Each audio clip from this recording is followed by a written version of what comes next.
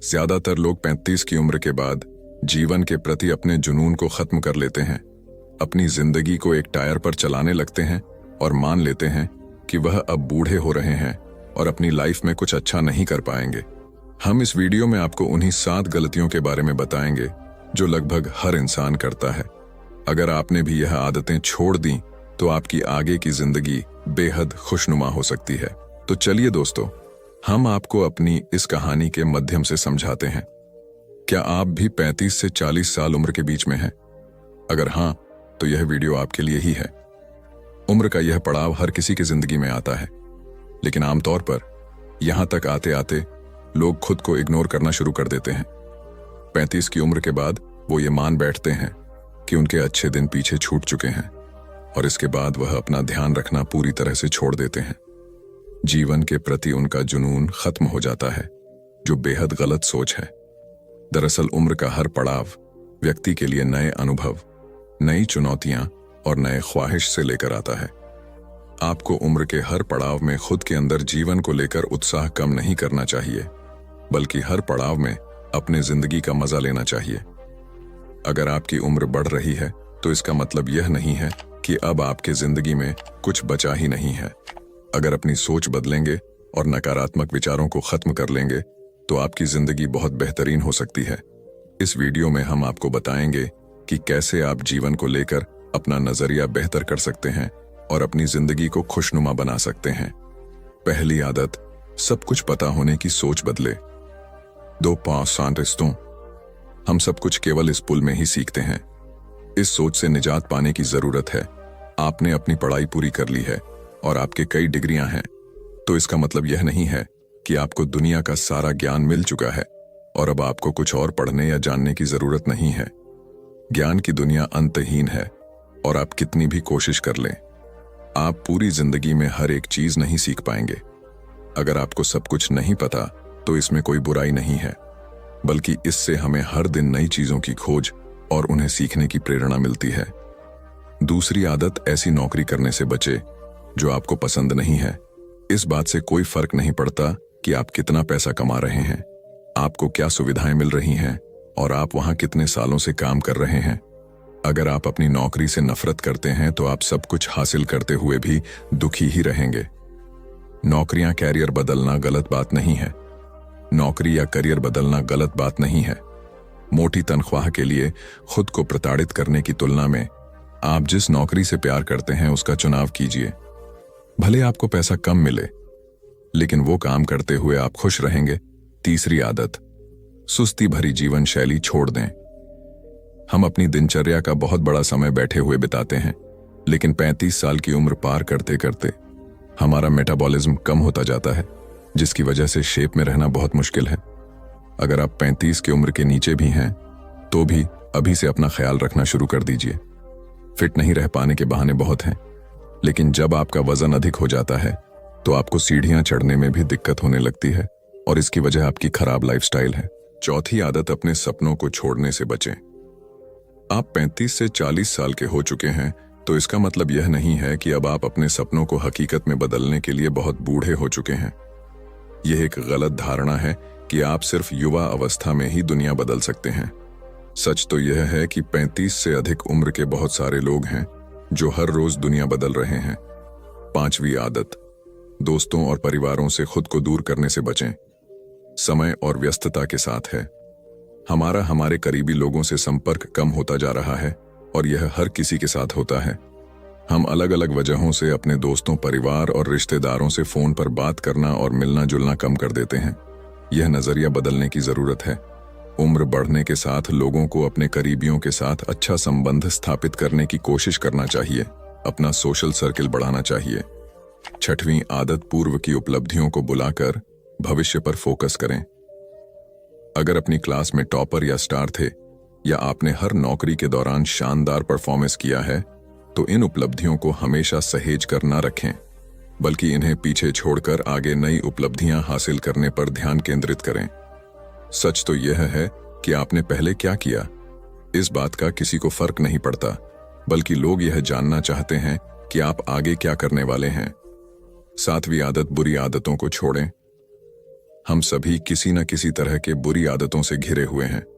35 साल की उम्र के बाद हर वक्त फास्ट फूड खाना, शराब पीना, धूम्रपान, पर्याप्त नींद न लेना बिल्कुल भी ठीक नहीं है।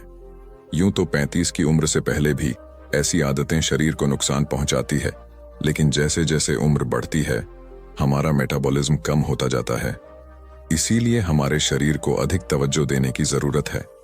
निष्कर्ष, कंक्लूजन, अगर दोस्तों ये 7 आदतें अपने जीवन में अपनाते हैं तो आप फिट दिखेंगे और आप समय से पहले बूढ़े नहीं होंगे। दोस्तों, हम मेहनत तो बहुत करते हैं, पर हमारी मेहनत के अनुसार हमें उन धन नहीं मिल पाता जितनी हमने मेहनत करी है। तो इस वीडियो में हम आपको मेहनत की एक दास्तां सुनाते हैं, एक कहानी के माध्यम से। तो चलिए शुरू करते हैं हमारी दूसरी कहानी।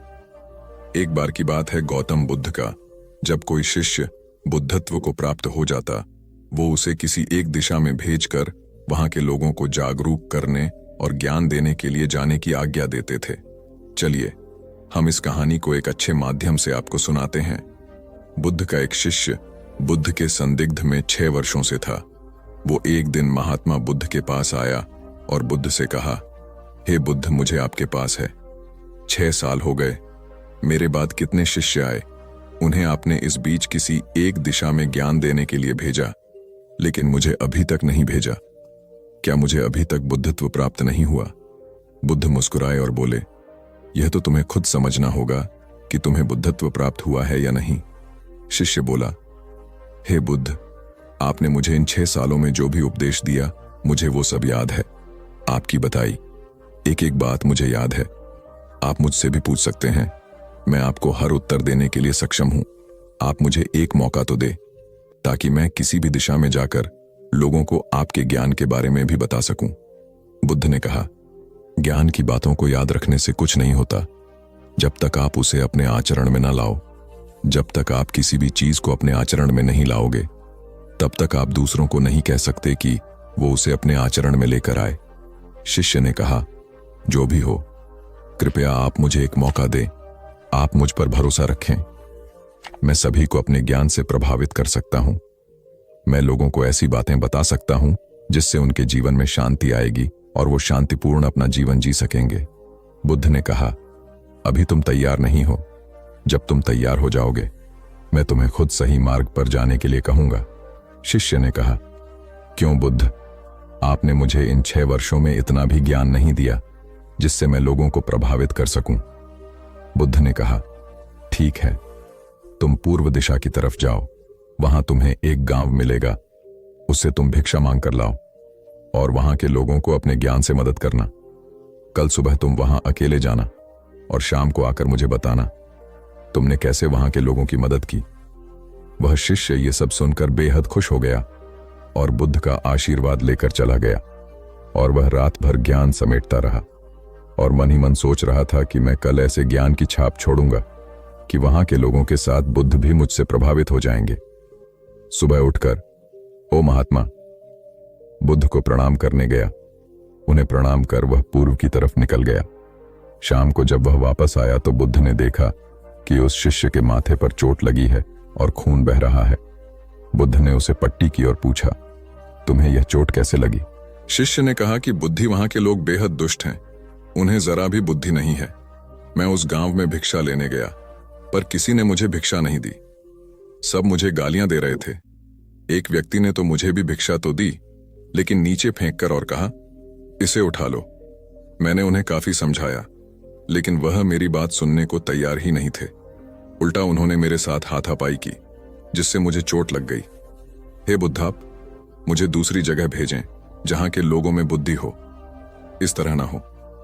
बुद्ध उसकी बात सुनकर मुस्कुराए और बोले कि अगर तुम्हें दूसरे गांव में भी ऐसे ही लोग मिले तब तुम क्या करोगे? शिष्य ने कहा, हे बुद्ध, ऐसे लोगों को कोई ज्ञान नहीं दे सकता। वह लोग अज्ञानी हैं, उन्हें कौन समझाए? बुद्ध ने कहा, वह लोग अज्ञानी नहीं बल्कि ज्ञानी हैं। उनके पास बहुत बुद्धि है, परंतु उनके पास खुद का ज्ञान है। अब अगर तुम किसी दूसरे के ज्ञान को चोट पहुंचाओगे तो वह कुछ तो कहेंगे ही। तुम्हें ऐसे लोग हर जगह मिलेंगे, तब तुम अपना ज्ञान उन्हें कैसे दोगे? बुद्ध ने शिष्य को कहा कि आज तुम आराम करो, कल शाम को मेरे पास आना। शिष्य बुद्ध को प्रणाम करके चला गया। अगली शाम जब वह वापस बुद्ध के पास आया तब वहां एक और बुद्ध का शिष्य मौजूद था। उनके हाथ में चोट लगी हुई थी। बुद्ध ने उस शिष्य के हाथ पर चोट देख उस पर पट्टी की और उस शिष्य से पूछा कि तुम्हें यह चोट कैसे लगी। शिष्य ने कहा, हे बुद्ध, आपने पूर्व के एक गांव में मुझे जाने के लिए कहा था, वहीं मुझे यह चोट लगी। बुद्ध ने कहा, वहां तुम्हारे साथ क्या क्या हुआ, तुम मुझे बताओ। शिष्य ने कहा, हे बुद्ध, वहां पर मैंने सबसे भिक्षा मांगी, लेकिन किसी ने मुझे भिक्षा नहीं दी। एक व्यक्ति जिसने भिक्षा दी थी उसने भी वह मुझे जमीन पर फेंक कर दी और कहा, उसे उठा लो। मैंने चुपचाप उसे उठाकर अपने पात्र में रख लिया और उसे कल्याण का आशीर्वाद दिया।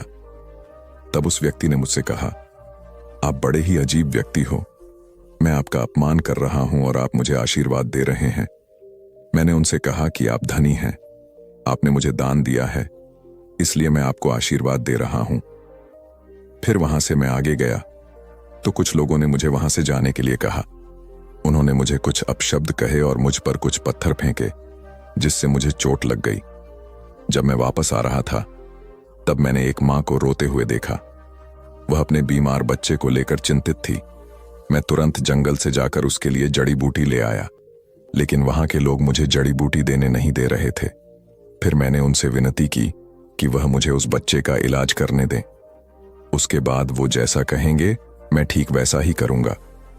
फिर जिस व्यक्ति ने मुझे भिक्षा दी थी उसने गांव वालों को समझाया। तब उन्होंने मुझे उस बच्चे को जड़ी बूटी लगाने दी। उसके बाद वह बच्चा ठीक हो गया। फिर गांव वालों ने मुझसे अपने किए गए अभद्र व्यवहार के लिए क्षमा मांगी और मुझे धन्यवाद कहा। फिर मैं वहां से वापस आ गया। हे बुद्ध, आपसे एक विनती है। उस गांव के लोग बहुत भोले भाले और सीधे हैं। क्या मैं रोज उसी गांव में जाकर भिक्षा मांग सकता हूं? ये सभी बात वो पहला शिष्य भी सुन रहा था। उसने यह सुनते ही बुद्ध के चरणों में गिरकर कहा कि हे बुद्ध, मैं समझ गया हूं कि अभी मैं उस लायक नहीं हुआ कि दूसरों को ज्ञान दे सकूं। बुद्ध ने कहा, हमें बाहर वैसे ही लोग दिखाई देते हैं जैसे हम भीतर से होते हैं। जब तक हम स्वयं को नहीं बदलते तब तक हम किसी को भी नहीं बदल सकते। खुद में परिवर्तन करना बेहद जरूरी है।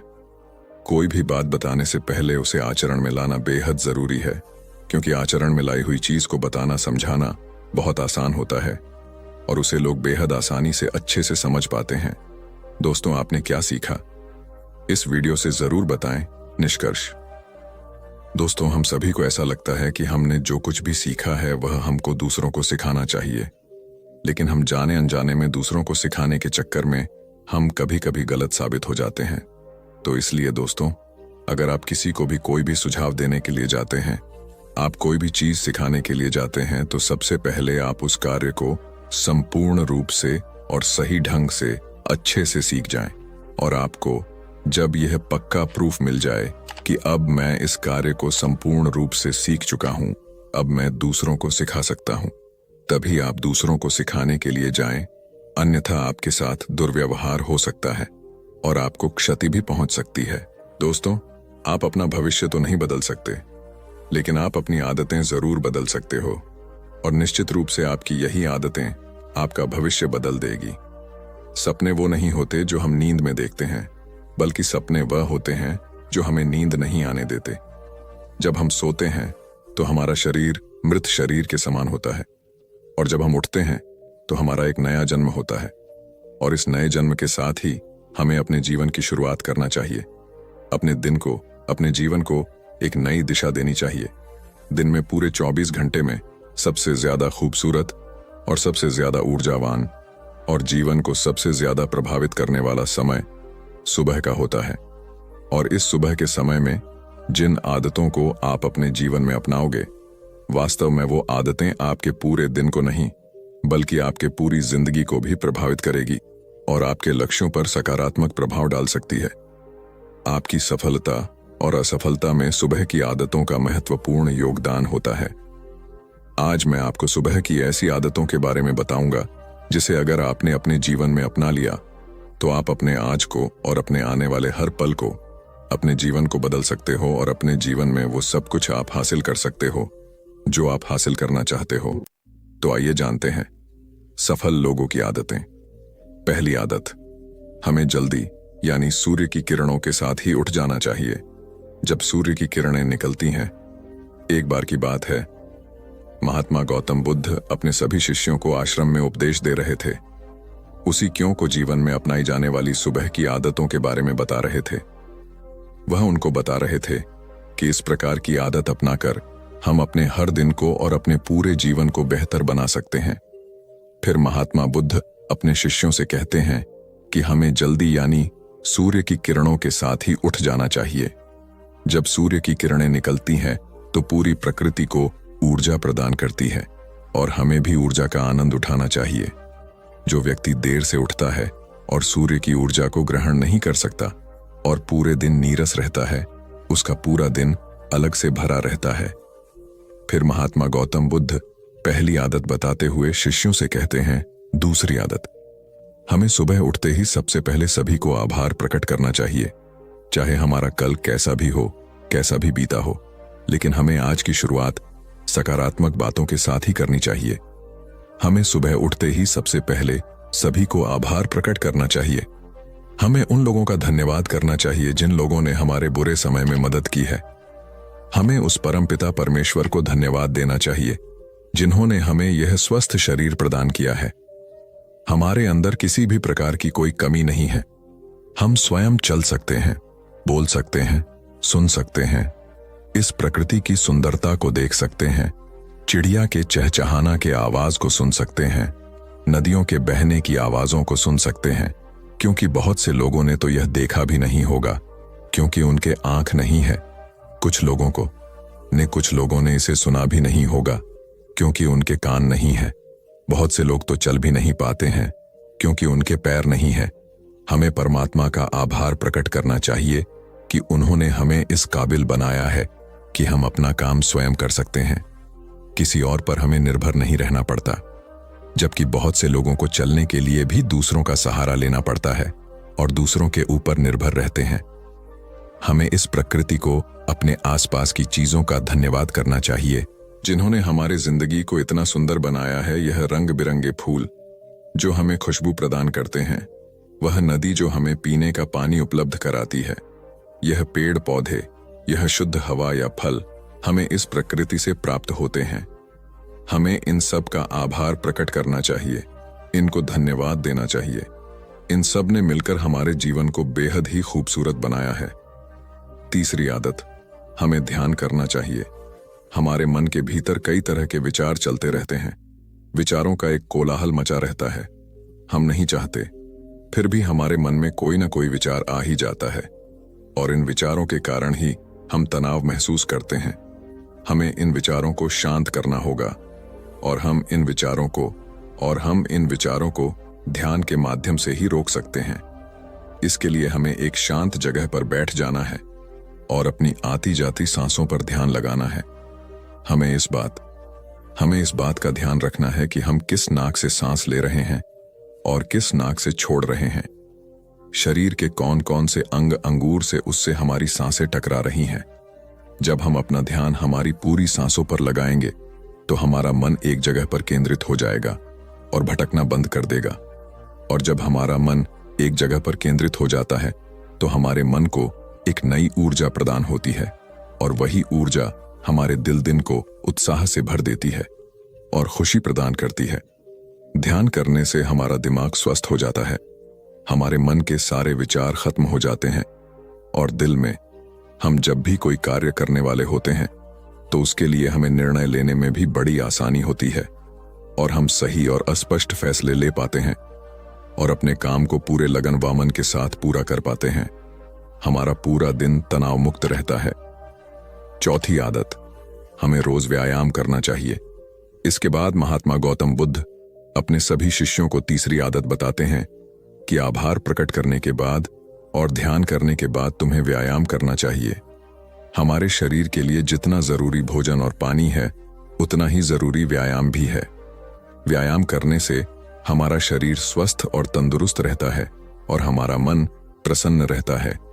व्यायाम करने से हमारे शरीर के सभी अंग सुचारू रूप से कार्य करते हैं, हमें ऊर्जा प्रदान करते हैं कार्य को करने की शक्ति प्रदान करते हैं, जिससे हम अपने कार्य को आसानी से पूरा कर पाते हैं और हमें थकान का अनुभव भी नहीं होता है, जिससे हम बिना थके पूरे कार्य को जल्द से जल्द पूरी कर पाते हैं। व्यायाम करने से हमारा शरीर स्वस्थ व निरोगी रहता है। हमें किसी भी प्रकार का कोई रोग नहीं होता है। हमारे पास चाहे जितनी भी धन दौलत हो, यह सुख सुविधा ही क्यों ना हो, अगर हमारा शरीर स्वस्थ नहीं होगा तो हम किसी भी सुख सुविधा का आनंद नहीं ले पाएंगे। अगर हमारा शरीर किसी भी रोग से ग्रस्त हो जाएगा तो फिर उसे यह धन दौलत भी ठीक नहीं कर पाती है। स्वस्थ शरीर सुखी जीवन की निशानी है। स्वस्थ शरीर सुखी जीवन की निशानी है। इसको हेडलाइन करना है। जितना हम अपने शरीर को कष्ट देंगे, उतना ही हमारा शरीर हमें सुख प्रदान करेगा, और जितना हम अपने शरीर को आराम देंगे, उतना ही यह हमें कष्ट प्रदान करेगा। इसीलिए हमें नियमित रूप से व्यायाम करना चाहिए। व्यायाम करने से हम पूरे दिन प्रसन्न रहते हैं और अपने सभी कार्यों को आसानी से कर पाते हैं। व्यायाम करने से हमें दीर्घायु प्राप्त होती है और हम लंबे समय तक युवा नजर आते हैं। जो लोग व्यायाम नहीं करते, समय से पहले ही वृद्ध नजर आने लगते हैं। 5वीं आदत, अपने पूरे दिन की दिनचर्या लिखनी है। इसके बाद गौतम बुद्ध अपने शिष्यों को सुबह की चौथी आदत बताते हुए कहते हैं, आभार व्यक्त करने के बाद, ध्यान करने के बाद और फिर व्यायाम करने के बाद तुम्हें एक कागज और एक कलम उठानी है और उस कागज और उस कलम से अपने पूरे दिन की दिनचर्या लिखनी है। अपने सभी कार्यों को लिखना है जो उस दिन आप करोगे, और उन सभी कार्यों का समय निर्धारित करें, जिससे आप एक निश्चित समय में अपने सभी कार्यों को पूर्ण कर पाएंगे और आपका कोई भी कार्य नहीं छूटेगा।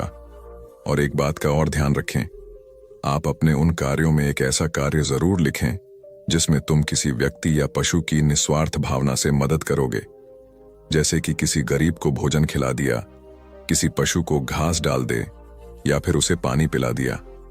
ऐसा करने से तुम्हें शांति प्राप्त होगा और जब तुम्हारा पूरा दिन खत्म हो जाएगा तो तुम्हें एक अलग ही खुशी का अनुभव होगा कि आज मैंने एक अच्छा कार्य किया है, आज मैंने किसी की निस्वार्थ भाव से मदद की है, आज का दिन मेरा बहुत ही अच्छा था, मेरा कोई भी कार्य नहीं छोटा, मैंने आज का दिन बहुत ही अच्छे से जिया। 6ठी आदत, तुम्हें कोई प्रेरणादायक ग्रंथ पढ़ना चाहिए या सुनना चाहिए।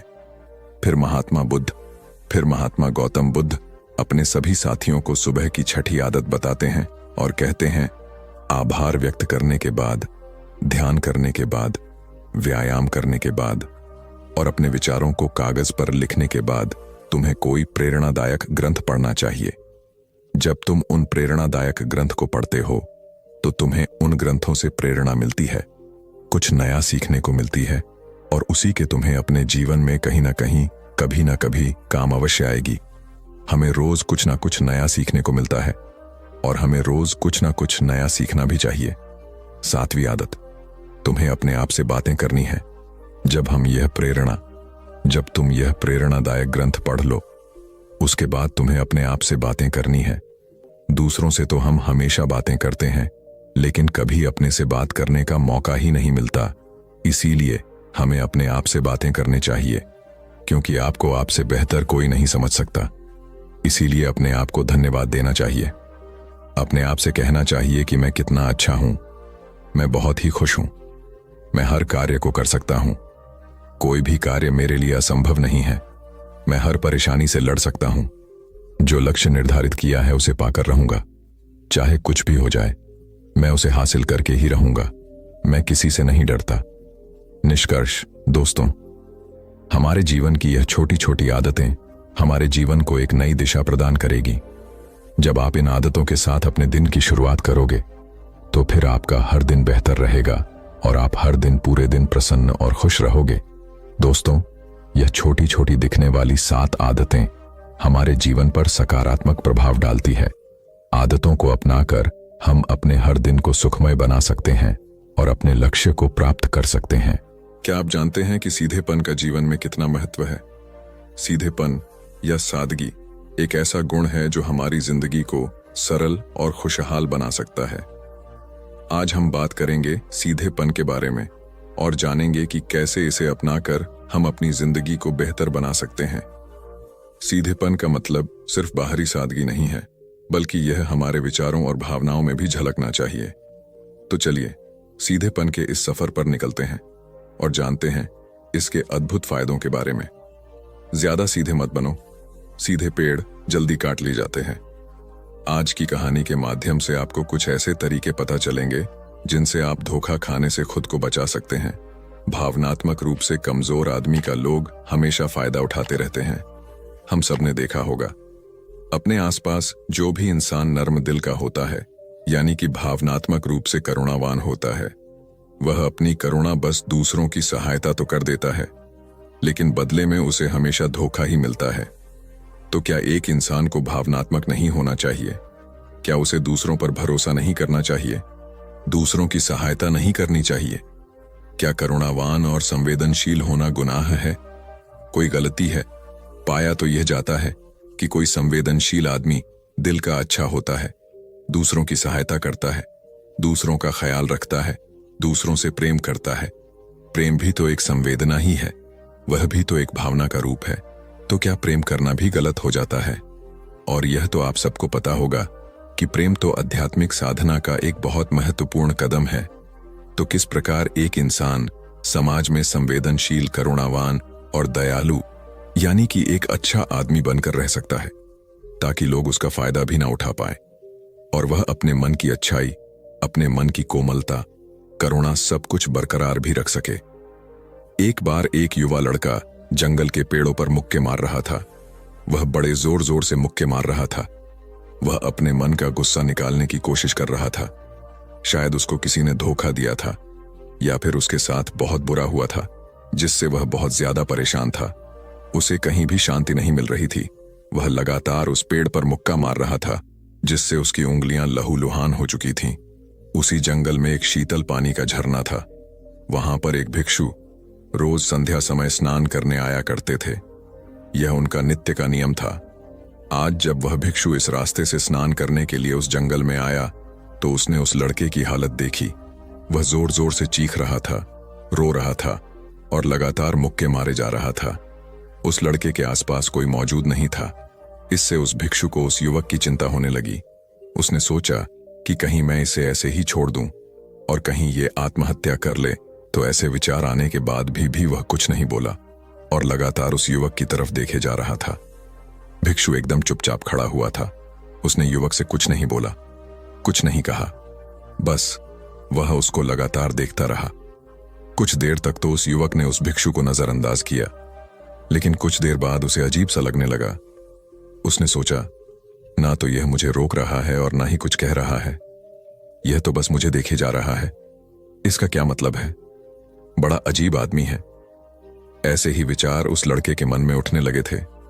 जब कुछ देर बाद भी वह भिक्षु कुछ नहीं बोला, तो लड़के ने अचानक से उससे पूछा कि महाशय, आप अपने रास्ते क्यों नहीं चले जाते?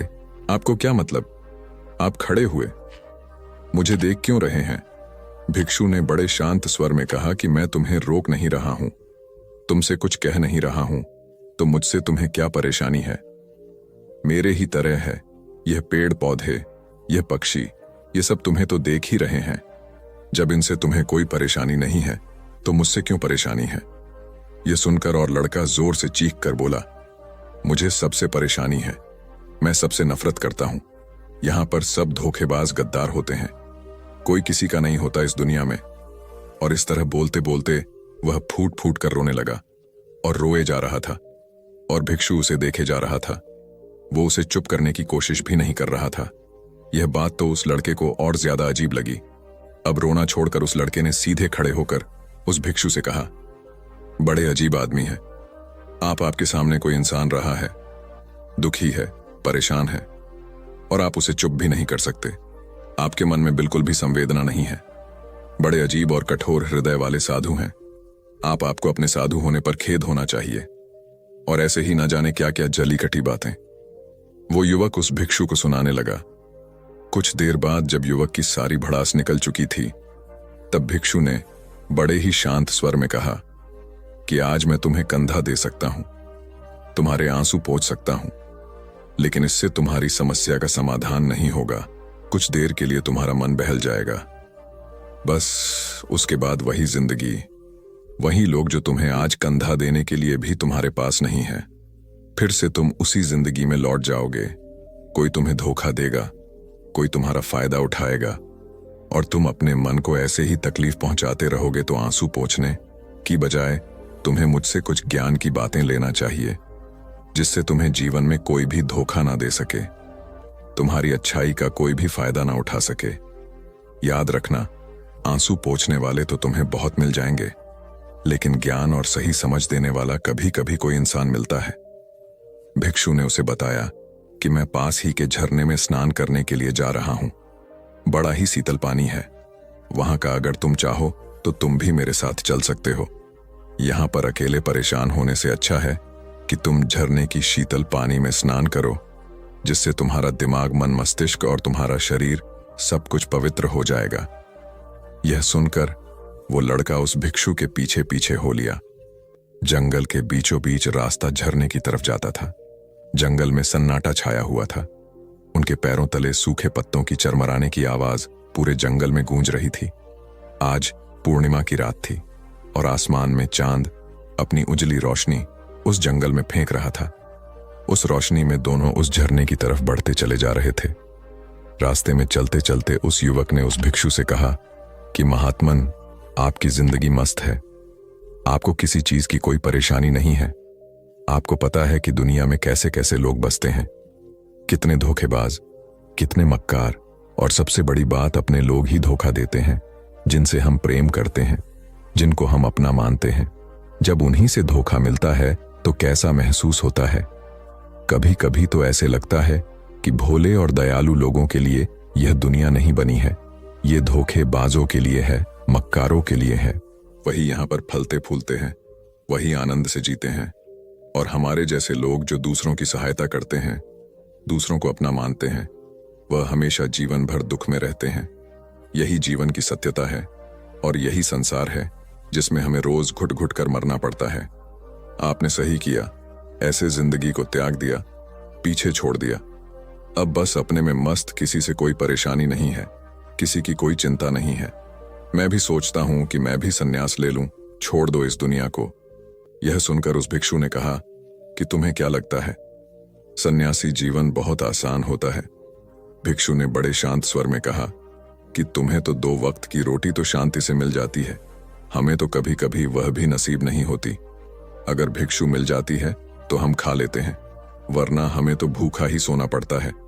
यही सन्यासी जीवन है। हमें हमेशा नीचे सोना पड़ता है, सिर्फ एक लंगोट में रहना पड़ता है। चाहे कैसा भी मौसम क्यों ना हो, तो यह सब तुम्हें आसान लगता है, तो तुम भी सन्यासी बन जाओ। युवक ने कहा कि आप कहते तो ठीक ही हैं, संघर्ष तो दोनों तरफ है, सांसारिक जीवन में भी और सन्यासी जीवन में भी। वैसे सांसारिक जीवन भी अच्छा है, लेकिन तब तक जब तक घर परिवार में सुख शांति बनी रहे, धोखा ना मिले, हमारे लोग हमारा फायदा ना उठाएं, हमसे झूठ ना बोले, हमें धोखा ना दे, तब तो जीवन जीने का आनंद होता है, वरना तो जीवन नर्क हो जाता है। भिक्षु ने कहा, देखो, सन्यास अपने मन से लिया जाता है। जब हमारा मन कहता है कि हमें सन्यास के मार्ग पर सफलता हासिल करनी है, आगे बढ़ना है, तो ही सन्यासी जीवन सफल हो पाता है। लेकिन तुम अपने घर से परेशान होकर, दूसरे लोगों से परेशान होकर सन्यासी बनना चाहते हो, तो तुम्हारा सन्यासी जीवन भी कभी सफल नहीं होगा। इससे अच्छा तो तुम सांसारिक जीवन में अगर कुछ तरीके, कुछ नियम अपनाओ, तो दूसरे लोग तुम्हें धोखा नहीं दे पाएंगे। सबसे पहले तो यह समझो कि धोखा उन्हें ही मिलता है जो भावनात्मक रूप से कमजोर होते हैं, जिनका दिल जल्दी पिघल जाता है, जो दूसरों को दुख में नहीं देख पाते। ऐसे लोगों के साथ धोखे होने की संभावना ज्यादा होती है, क्योंकि कोई भी आदमी अपनी परेशानी बताकर, अपने को दुख में बताकर तुम्हारा फायदा उठा सकता है। क्या पता वह झूठ बोल रहा हो, वह दुखी होने का अभिनय कर रहा हो, लेकिन आपको तो सच ही लगेगा, और उसके बाद कुछ समय बाद आपको पता चलता है कि आपके साथ धोखा हो गया। उसके बाद आपका मन अंदर से टूट जाता है। इसीलिए सबसे पहले बात ध्यान रखना कि किसी भी व्यक्ति को यह एहसास मत होने दो कि तुम भावनात्मक रूप से कमजोर हो। अंदर से तुम्हारा दिल नर्म है।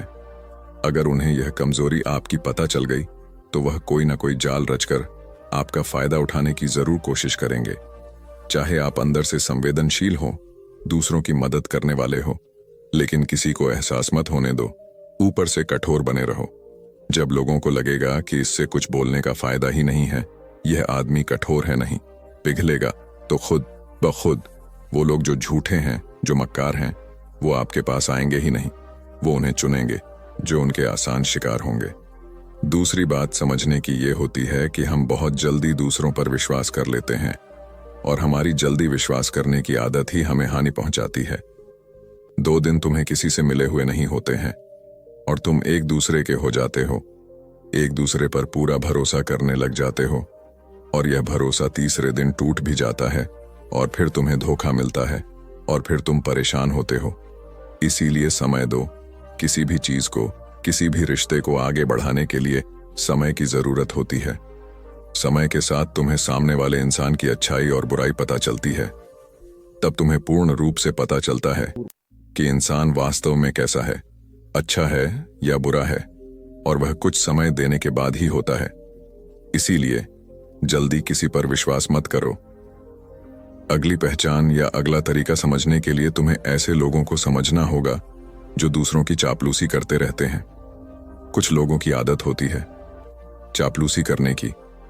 आपके सामने आपकी बड़ाई करेंगे, आपके बारे में अच्छा अच्छा बोलेंगे, और आपको लगेगा कि यह इंसान कितने अच्छे हैं, मेरे से कितना प्यार करते हैं।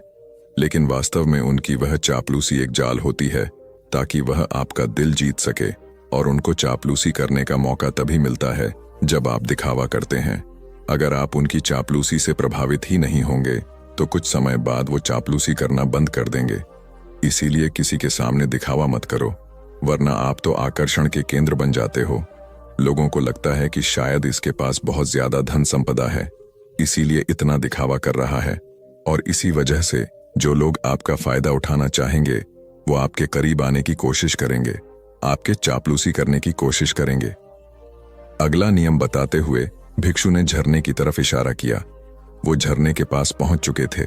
युवक को भी एहसास हो चुका था, क्योंकि वहां पर ठंडी ठंडी हवा चल रही थी। ढलान की तरफ जाते हुए भिक्षु ने कहा कि सांसारिक जीवन में एक बात समझने की यह होती है कि हम जिसकी सहायता कर रहे हैं, चाहे किसी भी रूप में, धन से, शारीरिक रूप से, या जिस भी अवस्था में हम किसी की सहायता कर रहे हैं, तो हमें यह ख्याल रखना चाहिए कि सामने वाला वापस कभी भविष्य में हमारी सहायता करने योग्य है कि नहीं है। अगर किसी को पैसा उधार दे रहे हो तो ये समझो कि उसके पास आय का कोई साधन है कि नहीं है। कल भविष्य में वह तुम्हें वापस कर पाएगा कि नहीं कर पाएगा। अगर वह नहीं करेगा तो तुम्हें तकलीफ होगी, तुम्हें दुख होगा। ऐसे तो इंसान करुणावश भिखारियों को भी भीख देता है, लेकिन वह गलत नहीं है, क्योंकि जो भी पैसा अपने सामने वाले को दिया है उससे आपके ऊपर कोई ज्यादा प्रभाव नहीं पड़ेगा अगर वह आपको वापस भी नहीं लौटाएगा।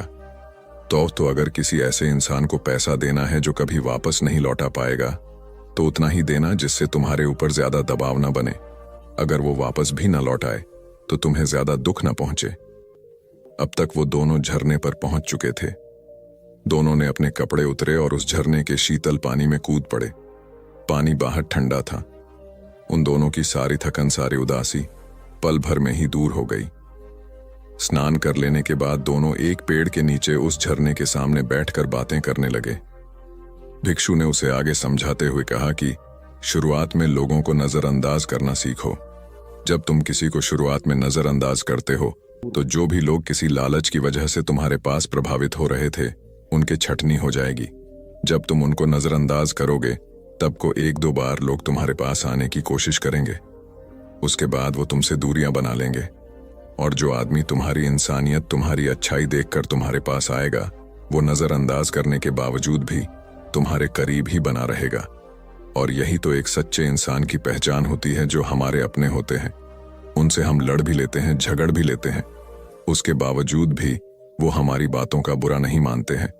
चाहे थोड़े समय के लिए वह हमसे नाराज रहे, लेकिन कुछ समय बाद फिर से हम एक हो जाते हैं। और यही तो घर परिवार का मतलब होता है, यही तो अपनों का मतलब होता है। इसीलिए शुरुआत में अनजान लोगों को नजरअंदाज करना सीखो, इग्नोर करना सीखो, ताकि धोखेबाज मक्कार लोग तुम्हारे करीब ही ना आ पाएं। अपने इस वार्तालाप को खत्म करते हुए भिक्षु ने अपनी आखिरी बात बताते हुए कहा कि ये आखिरी सीख सबसे ज्यादा महत्वपूर्ण है।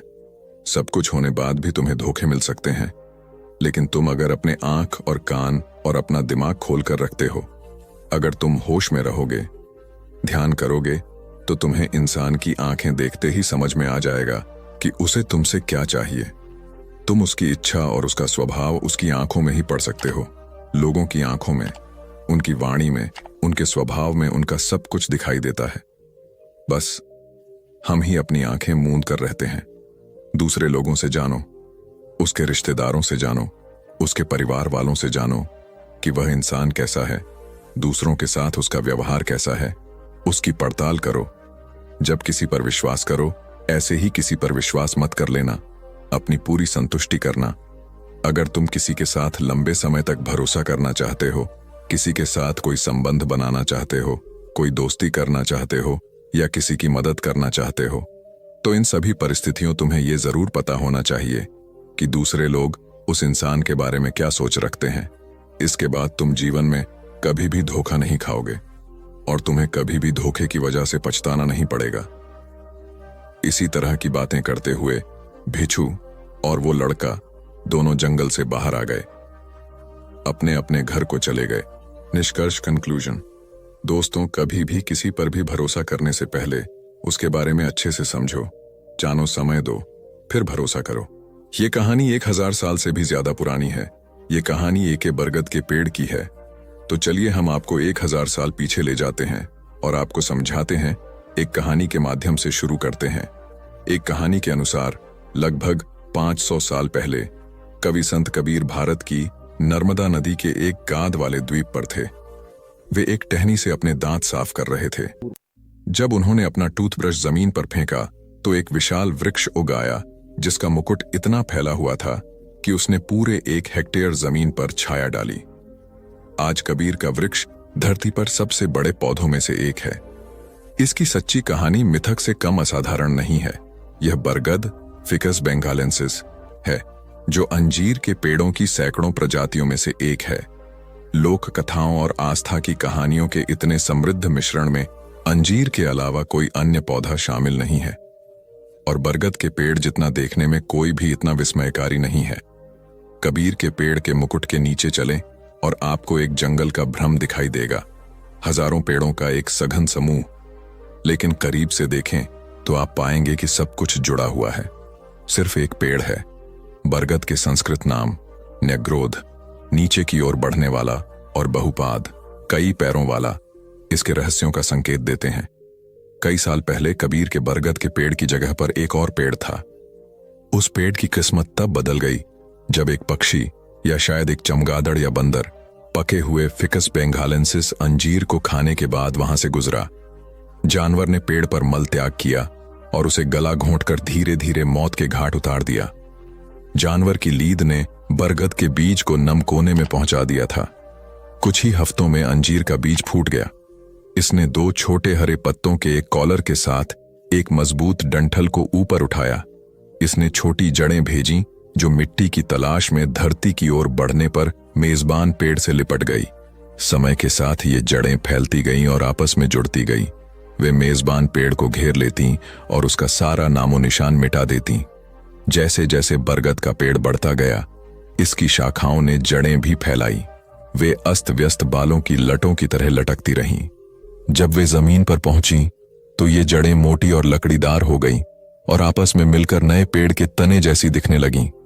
विशाल शाखाएं लगातार बाहर की ओर बढ़ती गई और नीचे और भी ज्यादा सहारा देने वाली जड़ें भेजती गईं।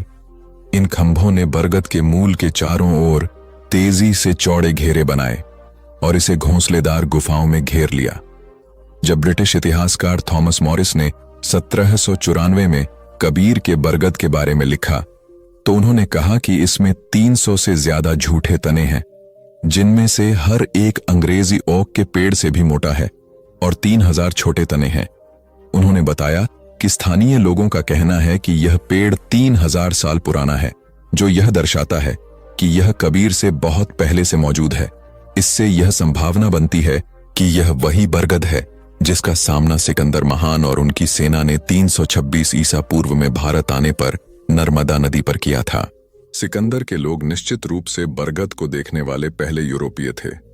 वे चकित थे। उन्होंने जो विशद वर्णन लिखा वह आधुनिक वनस्पति विज्ञान के जनक थियोफ्रेस्टस को ग्रीस में वापस आने पर जानकारी देगा, लेकिन स्थानीय लोगों ने बरगद को प्रभावशाली पेड़ों से कहीं ज्यादा समझा। बरगद लंबे समय से सांस्कृतिक ताने बाने का हिस्सा रहे हैं। 1000 साल से भी ज्यादा पहले सिंधु घाटी सभ्यता के लोगों ने अपनी लिपि में प्रतीक के रूप में एक शैलीगत बरगद को अपनाया था। बाद के वैदिक, जैन और बौद्ध और हिंदू धर्म ग्रंथों और कहानियों में बरगद का अक्सर जिक्र मिलता है। शरीर को ये पेड़ आश्रय, भोजन और दर्जनों विकारों के इलाज के लिए दवाइयां प्रदान करते थे। मन के लिए वे अलौकिकता के लिए पुल बनाते थे। देवता और आत्माएं उनके पत्तों और स्तंभ जड़ों के बीच विचरण करते थे। 500 ईसा पूर्व तक हिंदू ग्रंथों में एक ब्रह्मांडीय विश्व वृक्ष का वर्णन किया गया था, एक बरगद जो उल्टा उगता था और इसकी जड़ें स्वर्ग में थीं। इसकी टहनियां और शाखाएं मानव जाति को आशीर्वाद देने के लिए पृथ्वी तक पहुंचती थीं। बरगद उर्वरता, जीवन और पुनरुत्थान का एक शक्तिशाली प्रतीक बन गया। यह ब्रह्मांड की आवधिक मृत्यु और पुनर्जन्म की हिंदू कहानियों में शामिल है, जब मौजूद हर चीज एक अविरल समुद्र में विलीन हो जाती है। एक कहानी कहती है कि एक अमर बरगद ही बाढ़ से बचने वाली एकमात्र चीज है। एक अन्य कहानी कहती है कि समुद्र की धाराओं पर सवार होने के लिए भगवान विष्णु एक बच्चे का रूप धारण करते हैं, जो बरगद के पत्ते से बने एक बेड़ा पर अपनी पीठ के बल लेटा होता है। एक सांस में बच्चा अपने आसपास की सभी चीजों को निगल जाता है, अशांत ब्रह्मांड को अपने पेट की सुरक्षा में ले जाता है और फिर उसे नए अस्तित्व में छोड़ देता है। जीवन के ये प्रतीक तब मौत के प्रतीक बन गए जब अंग्रेज भारत में आए और अपने शासन का विरोध करने वाले विद्रोहियों को फांसी देने के लिए इनका इस्तेमाल करना शुरू किया। 1850 के दशक तक ऐसे कई मौके आए जब उन्होंने एक ही बरगद के पेड़ पर 100 से ज्यादा लोगों को फांसी पर लटका दिया। भारत ने स्वतंत्रता मिलने के बाद इन पेड़ों की गरिमा को बहाल किया और बरगद को अपना राष्ट्रीय वृक्ष बनाया।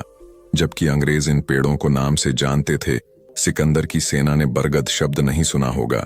यह नाम 1000 साल से भी ज्यादा समय बाद तब आया जब भारत आने वाले पुर्तगाली आगंतुकों ने गुजराती शब्द वनियान को संशोधित किया, जिसका अर्थ है व्यापारी। उन्होंने पेड़ का नाम बरगद उन व्यापारियों के नाम पर रखा जो इसकी छाया में अपनी दुकानें लगाते थे। बरगद एक प्राकृतिक मिलन स्थल है, गहरे हरे चमड़े के पत्तों की एक विशाल छतरी जो सूरज या बारिश की बौछारों को रोकती है। ये पेड़ कई गांवों का केंद्र बिंदु बनते हैं। इन पेड़ों के इर्द गिर्द पूरे शहर भी बस गए हैं। पश्चिमी भारत में वडोदरा इसका एक उदाहरण है।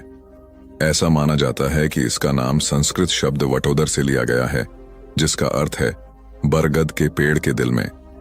एशिया का सबसे पुराना stock exchange, Bombay stock exchange, भी मुंबई में एक बरगद के नीचे पैदा हुआ था, जहां 1850 के दशक में स्टॉक ब्रोकर इकट्ठा होते थे।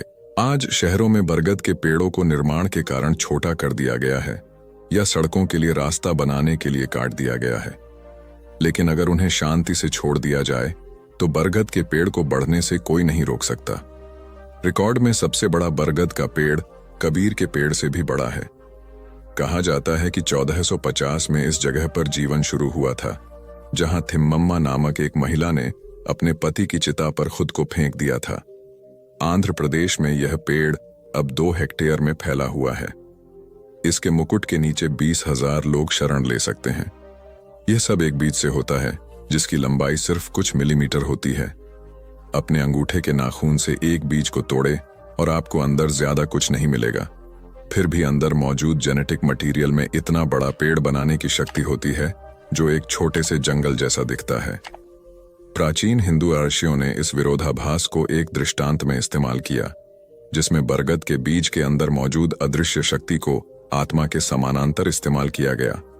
अदृश्य सार, जिसे हिंदू कहते हैं कि वह ब्रह्मांड और उसमें मौजूद सभी चीजों में व्याप्त है और उन्हें बनाए रखता है।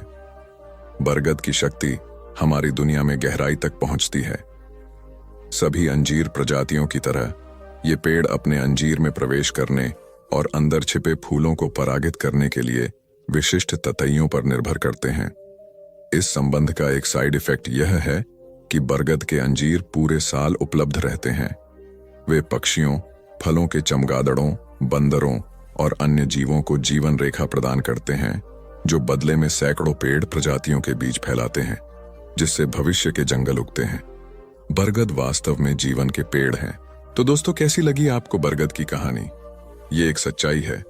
दोस्तों, अगर आपको हमारी कहानियां पसंद आती हैं तो आप हमारा सब्सक्रिप्शन भी ले सकते हैं। तो चलिए दोस्तों, अब आपका रुख एक और कहानी की तरफ मोड़ते हैं। तो चलिए शुरू करते हैं। अभिशाप उसके ओंठों से इस पवित्र रविवार को बरबस निकल गया था। उससे वह डरी नहीं। इस समय तो वह क्रूर से क्रूर शाप और कठोर से कठोर बात कहने के लिए भी उद्यत थी। इस समय अगर उसकी बेटी उसे कहीं मिल जाती तो वह उसका झोंटा पकड़कर खींचती और उसकी खूब जी भरकर कुचली करती। यकायह जल्दी से उसने अपना शाल सिर पर ओढ़ा और घर से निकल पड़ी। वह दोनों को तलाश कर उनका अंत जो कर डालना चाहती थी। बिजली चमक गई और फिर बादल गड़गड़ाए। बिजली रह रहकर चमक उठती थी और बादल गरज गरज पड़ते थे। एक के बाद एक बिजली और भी तेजी और चमक के साथ आंखों को अंधा किए देती थी। एक के एक बाद एक और घोर गर्जन कान फोड़े डालता था। गांव वालों का भय भी बढ़ता ही जा रहा था। प्रायश्चित्त के रविवार को ऐसा विकराल गर्जन, बिजली की इतनी विकृत चमक, उफ, एकदम दानवी। सबके दिल कंपने लगे। सबकी आत्माएं ईश्वर से रक्षा के लिए प्रार्थना करने लग गई। लेकिन वृद्धा शयने को इसकी कोई खबर नहीं थी। आंधी ने उसकी आंखों को धूल से अंधा कर दिया। सिर की ओढ़नी चीर चीर कर दी। कमर से नीचे के कपड़े को उड़ा उड़ा कर उसे नंगा कर दिया। बालों की लटें बुरी तरह बिखरा दी। यहूदियों के यहाँ काम से विश्राम के लिए सप्ताह का अंतिम दिन, परंतु ईसाइयों का सप्ताह का प्रथम दिन, क्योंकि इसी दिन ईसा मसीह को सूली लगी थी। लेकिन इन सब की परवाह उसने नहीं की। वह चलती ही चली गई। उसकी आंखों को कुछ नहीं दिखलाई देता था, कानों को कुछ भी सुनाई नहीं पड़ता था। उसका अंतर जला भुना जा रहा था। उसी की जलन से वह भागी भागी जा रही थी। उसके सामने सब कुछ एक धुंध था, अंधकारमय था। दिखाई कैसे देता? आंखें क्रोधाग्नि में अंधी जो हो रही थीं। उसका छोटा आकार और भी छोटा होता चला गया। वह जैसे दोहरी होकर सांस रोककर भागी चली जा रही थी। आंधी से भी तेज चलती हुई लगती थी। उससे भी आगे निकल गई।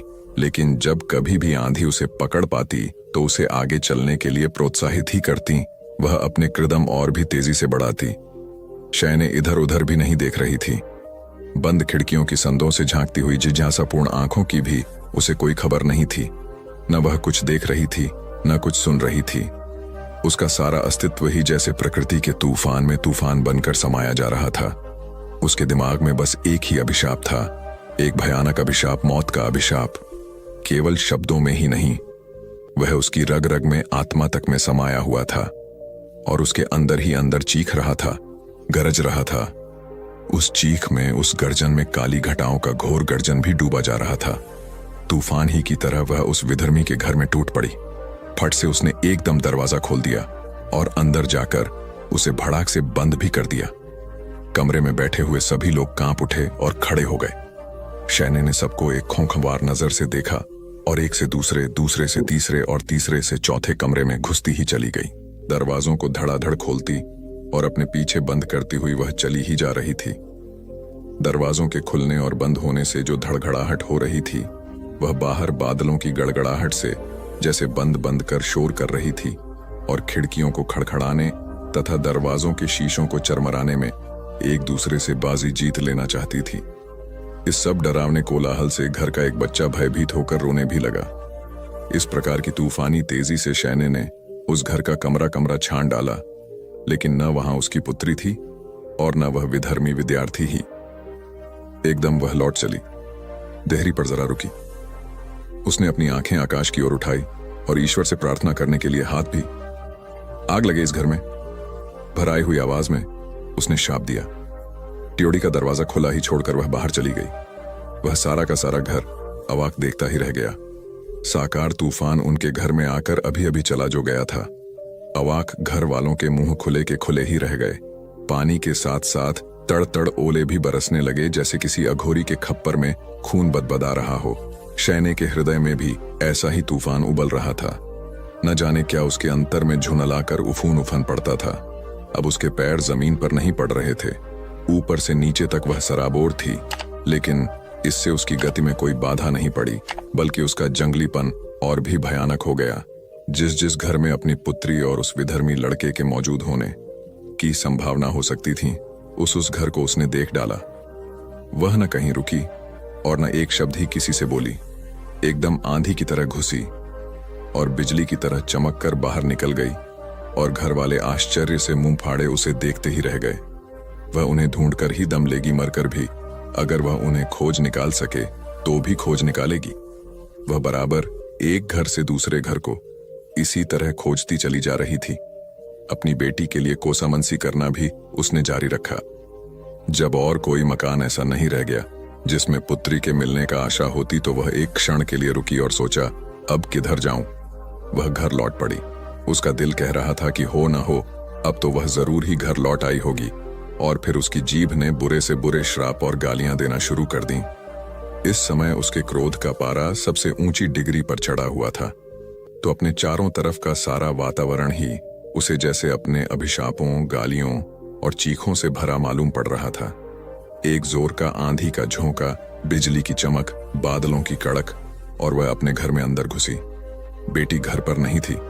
एक कुर्सी पर गिरकर वह अब रोने लगी। यकायक एक महाघनघोर गड़गड़ाहट हुई, वैसी गड़गड़ाहट जैसी महासर्वनाशकारी वज्र के गिरने पर होती है, झुलसते हुए ग्रीष्म की शेष अग्नि शक्ति को ही। जैसे इस समय प्रकृति उगले दे रही थी। गांव वाले डर के मारे अपनी अपनी जगह पर ही चिपके हुए थे। वे वहीं बैठे बैठे चारों तरफ नजर घुमाकर देख भर लेते थे। बहुत हुआ तो जरा खिसक कर बाहर उहंचक लिया। क्या कोई आफरित आ गई, वे सोचते थे।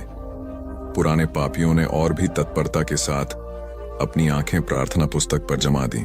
उनकी आवाज बुरी तरह लड़खड़ाने लगी। शैने ने उस कड़क को शायद नहीं सुना था। वह फूट फूट कर रोती रही। फिर वह यकायक बादल की तरह ही गरज पड़ी, हे ईश्वर, मैं उसका मरा मुंह ही देखूं, उसकी लाश ही मेरे सामने आए।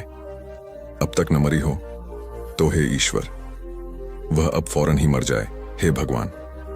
उत्तर में बादलों ने विकट अयहास किया और आंधी सनसनाकर चीखी। वह फिर पहले की तरह यकायक उठी और बाहर चल दी। आंधी भी उसके साथ होली। कभी वह पीछे से उसे धक्का देती आगे चलने के लिए, और कभी स्वामी भक्त कुत्ते की तरह आगे आगे चलकर रास्ता साफ कर देती सड़क की धूल को काले बादलों से बरसने वाली बौछार और शैने की जलती हुई आंखों से झरने वाली अश्रुधारा में मिला देती। गांव से बाहर जो सड़क जाती है वह उसी की ओर भागी चली जा रही थी। सोचती हुई वे अक्सर इसी सड़क पर घूमने जाया करते थे। हो न हो आज भी वे वहीं गए होंगे। वे मुझे या तो रास्ते में कहीं मिल जाएंगे, नहीं तो फ्री बड़े जंगल के पास जोन्स की सराय में तो जरूर ही मिल जाएंगे। जैंटील गांव की आखिरी गली है। जब शैने वहां पहुंची तो चौपाल में कुत्तों ने भींगी हुई धरती पर उसके चलने की सरसर आवाज सुनी और वहीं से भौंकने भी लगे।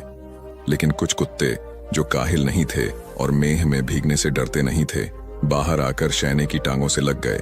पर शैने चलती गई। उसने न उन्हें देखा, न उनका भौंकना सुना। वह तो केवल गली के अंत से शुरू होने वाली सड़क को ही देख रही थी और उस पर ढूंढ रही थी उन दोनों को। एक कुत्ते ने तो पानी से भीगने से भारी हुआ उसका पल्ला ही मुंह में भर लिया। तब भी शैने रुकी नहीं। कुत्ता थोड़ी दूर तक उसके साथ खिचड़ता चला गया। पानी की बौछार से परेशान होकर आखिर कुत्ता उसका पल्ला छोड़कर अपनी चौपाल की तरफ भाग खड़ा हुआ। लेकिन भागने से पहले एक बार वह खूब जोर से गुर्राया जरूर। शैने अब सड़क पर आ पहुंची। यहां तो आंधी का जोर और भी कहीं ज्यादा था। पड़ोस के जंगलों से टकराकर बिजली की कड़क यहां सहस्नों होकर प्रतिध्वनित हो उठती थी। पानी से घिरे हुए चारों तरफ फैले हुए धुंध में होकर शैने की नजर अपने सन्मुख ही देख रही थी। बिजली के गिरने से पेड़ों की पत्तियां और टहनियां टूट टूट कर सड़क पर आ गिरी थीं। यही नहीं, बहुत से पेड़ भी जड़ समेत उखड़े और जले पड़े थे। हे भगवान, उन दोनों पर भी ऐसी बिजली क्यों नहीं गिरती? वह फिर कोसने लगी और अपने ही भीतर भुनने लगी। अब अपनी सारी कोसामंसी के लिए उसे एक निश्चित स्वरूप मिल गया था, अपने ऊपर और चारों ओर व्याप्त बिजली की कड़क में। वह दौड़ी चली जा रही थी। दौड़ी, लेकिन यह क्या? कुछ कृदम आगे दो व्यक्ति पड़े हुए हैं, एक पुरुष और एक स्त्री, आपस में गुथे हुए गर्दनें लटकी हुई, मुख कालिख की तरह काले और आंखें छड़ी हुई। बिजली गिरने से मृत दो स्त्री पुरुषों की लाशें थीं वे। बड़ी तेजी से बिजली एक बारगी चमक उठी और फिर वही कान फोड़ने वाली बादलों की गड़गड़ाहट। इस प्रखर प्रकाश में शयने ने अपनी पुत्री को पहचान लिया, लेकिन पहचानने में उसके कपड़ों ने ही ज्यादा मदद की, क्योंकि उसका चेहरा तो जल चुका था और फिर उसका सारा आकार वह पहचान गई थी। सफेद फटी फटी मुर्दा आंखें जो उसकी तरफ घूर रही थीं, उनसे तो वह डर गई। छतरी खुली हुई एक तरफ पड़ी थी, लेकिन उसका सारा कपड़ा जल गया था। लोहे की तीलियों का ढांचा ही शेष था। युवती और युवक के हाथ एक दूसरे में बिंधे हुए थे। वृद्धा बस शाप देने ही वाली थी। अपने क्रोध के आवेश को वह तूफान के वेग में मिला देने वाली थी, लेकिन बिजली फिर कौंधी और उसमें उसकी आंखें भी चौंधी आ गई। उसके दिल में विनाशकारी तूफान उठ खड़ा हुआ। वह कहना ही चाहती थी, बुरे से बुरे शब्दों में अपनी लड़की से, जैसे कर्म तूने किए उनका वैसा ही फल भुगत अब। महानीच और अभागी गालियां वह उसे सुनाना चाहती थी, पर यकायक उसके सामने सब कुछ काला काला हो गया। उसके मस्तिष्क में जैसे किसी ने गला हुआ भभकता शीशा उड़ेल दिया। थकावट और कंपकंपी उसे दबोचे डाल रही थी। पानी और कीचड़ में लथपथ उसके वस्त्र उसे जमीन की ओर खींचकर मिट्टी में मिला देना चाहते थे। उसके नेत्रों की लपलपाती ज्वाला बुझ चुकी थी। बिजली चमकी, बादल कड़के और हवा फिर से हुक हुक कर रोने लगी। लेकिन अब वृद्धा के अंतर में सब कुछ शांत था, अंधेरा था, मुर्दा था। अपनी बेटी के शव पर वह झुक गई, अपनी कंपित बाहों में उसे कस लिया और एक हल्की सी ज्योति उसकी आंखों में चमक गई। जैने का रोम रोम कांप गया, दांती बजी और भर्राई हुई मरी आवाज में उसके ओंठ हिले। मेरी बेटी है ना, मेरी बेटी। अपनी भरी जवानी के दिनों से ही मैं उसे जानता था, क्योंकि वह मेरे पापा के जूते बनाया करता था। अपने बड़े भाई के साथ ही लंदन के वेस्ट एंड की एक गली में उसकी दुकान थी, जो दो दुकानों को मित्रा कर एक कर दी गई थी। आज वह दुकान वहां नहीं है, लेकिन उस जमाने में वह वेस्ट एंड की सबसे ज्यादा फैशनेबल दुकानों में से एक थी। उस दुकान की एक खास बात यह थी कि उसमें तड़क भड़क नहीं थी। उसके साइन बोर्ड पर यह नहीं लिखा था कि इंग्लैंड के राजवंश के लिए जूते यहीं बनते हैं। उस पर सिर्फ लिखा था उसका जर्मन नाम गैसलर ब्रदर्स, और सामने खिड़कियों में शो के लिए 10-5 जोड़ी जूते रखे थे। मुझे याद है कि इन जोड़ियों को देखकर मेरे मन में एक सवाल उठा करता था, आखिर ये इस तरह क्यों रखी हैं? क्या बेकार हैं? क्योंकि वह हमेशा ऑर्डर पाने पर ही जूते बनाता था, न कम न ज्यादा। जितनी जोड़ियों का ऑर्डर मिलता था उतनी ही बनाता था, और उनमें से कोई भी बच भी सकती थी। यह कल्पना से परे की बात थी, क्योंकि उसका बनाया हुआ जूता पैर में फिट न उतरे, यह असंभव था। तो फिर ये बेकार जूते अलमारी में क्यों रखे रहते थे? और यह भी नहीं हो सकता कि वे किसी दूसरे कारीगर के बनाए हुए हों, क्योंकि वह अपनी दुकान में चमड़े की एक पट्टी भी ऐसी देखना नहीं सहन कर सकता था जो उसने खुद न बनाई हो। उसके अतिरिक्त वे जूते निहायत खूबसूरत थे। एक जनाने पंप शू की जोड़ी, उफ कैसी लोच थी उसमें, और वह पेटेंट लेदर की बनी हुई जोड़ी ऐसी चमचम करती थी कि देखकर मुंह में पानी भर आता था। और भी एक जोड़ी थी लंबे ब्राउन राइडिंग बूट की, जिसकी चमक में कुछ काली सी झलक दिखाई देती थी, जिससे यह मालूम होता था कि ये जूते हालांकि नए थे, पर जैसे 100 बरस से पहने जा रहे हों। कि ऐसे जूते वही बना सकता था जिसके सम्मुख जैसे जूते की आत्मा ही मूर्तिमती होकर खड़ी हो जाती हो। उन जूतों का सौंदर्य और कारीगरी ऐसी संपूर्ण थी कि मानो संसार के समस्त जूतों मात्र की आदर्श कल्पना ही उनमें सजीव सी साकार हो उठी हो। इस प्रकार की भावनाएं तो सचमुच मेरे मन में बात को ही उठी थीं, लेकिन शायद 14 वर्ष की उम्र में जब पहले पहल मैं उसकी दुकान पर गया था, तभी से उसकी और उसके भाई की वही शान कुछ कुछ मेरे मन में समा गई थी, और तब से हमेशा आज तक याद रही है। क्योंकि जूते बनाना, ऐसे जूते बनाना जैसे कि वह बनाता था जैसा, तब मुझे बड़ा रहस्यमय और अद्भुत सा लगता था, वैसा ही आज भी लगता है। बस कुछ वर्ष बाद एक दिन की बात है, मेरा जवानी का जिस्म था और भरा हुआ पैर, जिसे दिखाते हुए मैंने उससे कुछ हिचकिचाकर कहा था, मिस्टर गैसलर, ऐसे सख्त पैर का जूता बनाना बहुत मुश्किल होगा ना? उसने उत्तर दिया, यह सख्त तो नहीं है बाबू। और ये कहने के साथ ही उसकी खिजाब से रंगी हुई दाढ़ी के लाल रंग में से एकाएक मुस्कान फूट पड़ी। उसकी दुकान में कोई ऐसे नहीं घुसता था जैसे कि मामूली तौर से और दुकानों में कि मेहरबानी करके जल्दी दीजिए, मुझे जाना है। किंतु वह कुछ ऐसी ही भावना से जैसे कि आदमी गिरजे में पैर रखता है। उसकी दुकान में काठ की एक ही कुर्सी पड़ी रहती थी जिस पर ग्राहक आकर बैठ जाता था और इंतजार करता था, क्योंकि दुकान पर बैठता कोई नहीं था। किंतु शीघ्र ही खंदक सी अंधेरी और चमड़े की भीनी भीनी गंध से भरी हुई उस दुकान के ऊपर मचान से वह या उसका बड़ा भाई झांकता हुआ दिखाई पड़ जाता था। एक भराई हुई सी आवाज, लकड़ी के तंग जीने पर स्लीपरों की खर, और बस वह आपके सामने बिता कोट पहने, छुच कमर शुकाए सा, चमड़े का एप्रण बदन पर डाले हुए, जिसको बाहें ऊपर को मुट्ठी हुई है, आज मिचमिचाता हुआ मौजूद है। जैसे वह जूतों का ही कोई सपना देखकर उद्य हो, या जैसे उल्लू की तरह दिन का उजाला देखकर चौंक उठा हो और विघ्न पड़ने से झुंझला गए हों। और मैं पूछता हूं, क्या हालचाल है मिस्टर गैसलर? क्या मेरे लिए रूसी चमड़े का जूता बना सकोगे? बिना एक शब्द बोले वह दुकान के अंदर जहां से बह आया था वहीं फिर चला जाता है, और मैं वहीं काठ की कुर्सी पर बैठा बैठा उसके व्यापार की खुशबू सूंघता रहता हूं। कुछ मिनट बाद ही बह लौट आता है अपने हाथों में, जो पतले हैं और जिनमें नीली नीली नसें उभरी हुई हैं, सुनहरे भूरे रंग के चमड़े का एक टुकड़ा लिए हुए। इसी टुकड़े पर नजर गड़ाए वह कहता है, कितना खूबसूरत है। उत्तर में मैं कहता हूं, बेशक। वह फिर बोलता है, कब चाहता है तुम? मैं कहता हूं, ओह, जब तुम आसानी से दे सको। और वह जवाब देता है, अगले पखबारे में। किंतु अगर वह ना होकर उसका बड़ा भाई हुआ तो कहता, हम भाई से पूछ कर बताएगा। तब मैं उठकर चल देता हूं। अच्छा, धन्यवाद, गुड मॉर्निंग। गुड मॉर्निंग, वह उत्तर देता है कि तू अपने हाथ में लिए चमड़े को बराबर एकटक देखता ही रहता है। और जैसे ही मैं दरवाजे की तरफ चल देता हूं कि वह फिर अपने स्लीपरों की खटपट खटपट करता हुआ लकड़ी के तंग जीने से चढ़कर ऊपर अपने जूतों के स्वर्ग में पहुंच जाता है। लेकिन अगर कोई नए फैशन का जूता हुआ जैसा कि उसने अभी तक नहीं बनाया है, तब वह जरूर कुछ तकुल्लुफ और कायदा बरतता था।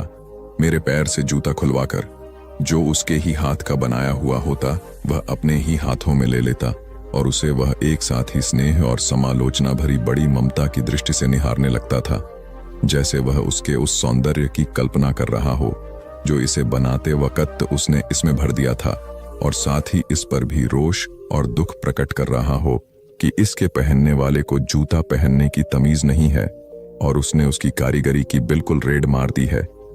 फिर पतले कागज के एक टुकड़े पर वह मेरा पैर रखवाता और 3 या 4 बार अपनी घिसी घिसाई पेंसिल से उसे उतारता।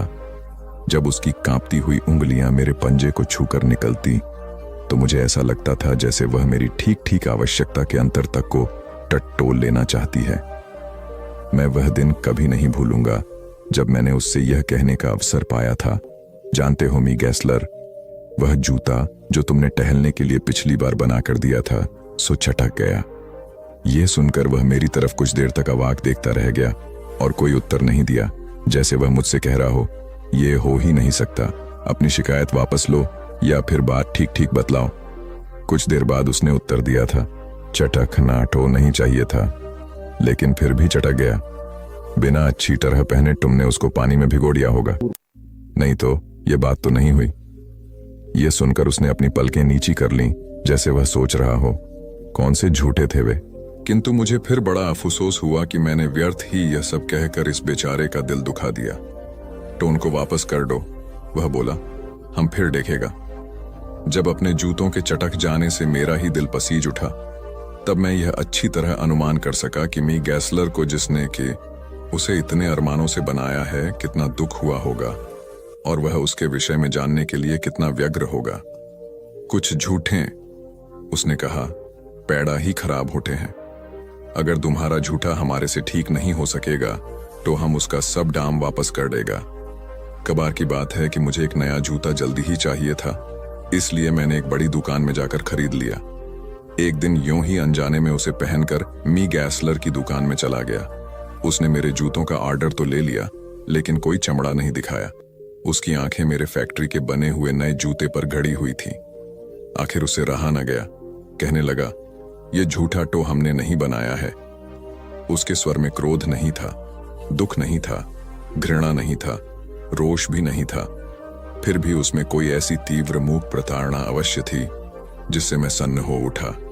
इसके बाद उसने मेरे बाएं पैर के जूते की एक जगह, जो फैशन की खातिर कुछ खूबसूरत बनी हुई थी, अपनी उंगली से दबा दी और कहा, तुमको यहां काटता है। यह बड़ा बड़ा डूकान अपने इज्जत का भी ख्याल नहीं करता। बिल्कुल रही। इसके बाद और भी बहुत सी कड़वी कड़वी बातें वह कह गया, जैसे उसके अंदर की कोई घुटन बांध तोड़कर निकल चली हो। आज पहली बार मैंने उसके मुंह से जूतों के व्यापारी की खराब हालत और मुसीबतों के बारे में कुछ सुना था। वह बड़ा बड़ा कंपनी विज्ञापन से पैदा करता है, अपने माल का अच्छाई से नहीं, अपनी मेहनत से नहीं। इसी का नतीजा है कि अब हमारे पास काम बिल्कुल नहीं है और दिन दिन कम होता जाता है।